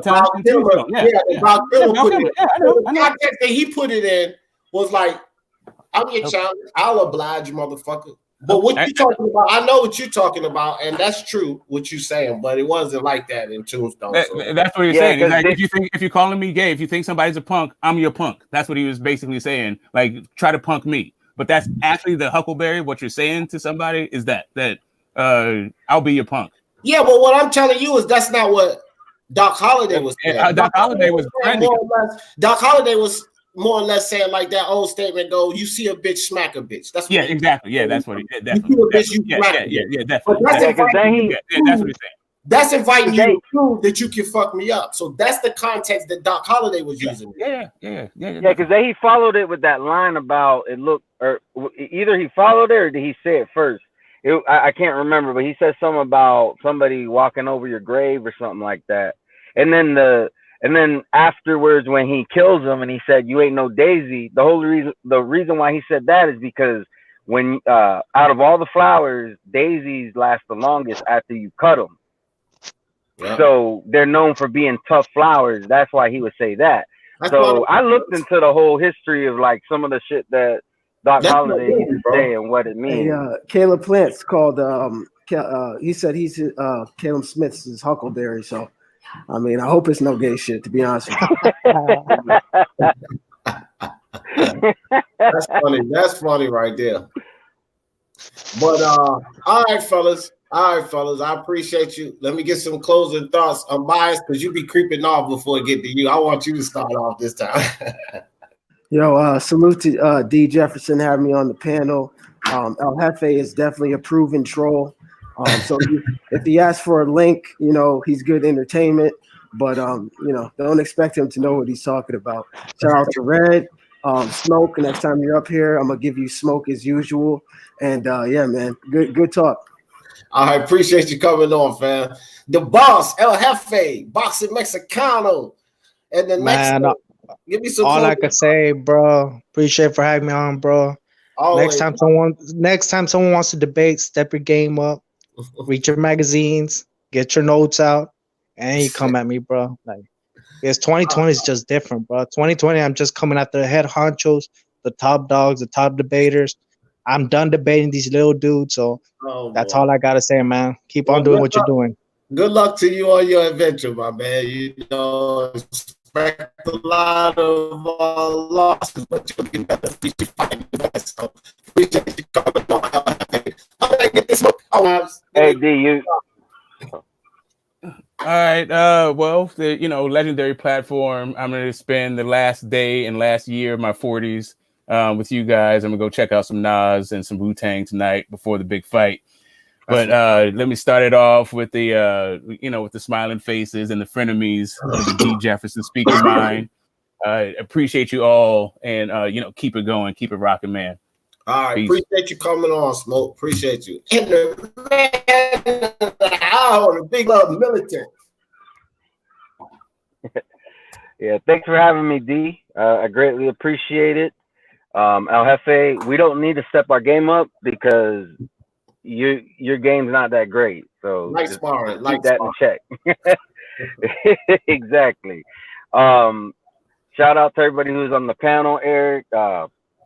Unbiased, Get This Smoke. I know tomorrow's your birthday. Maybe Deontay Wilder will give you a good Christmas or birthday present.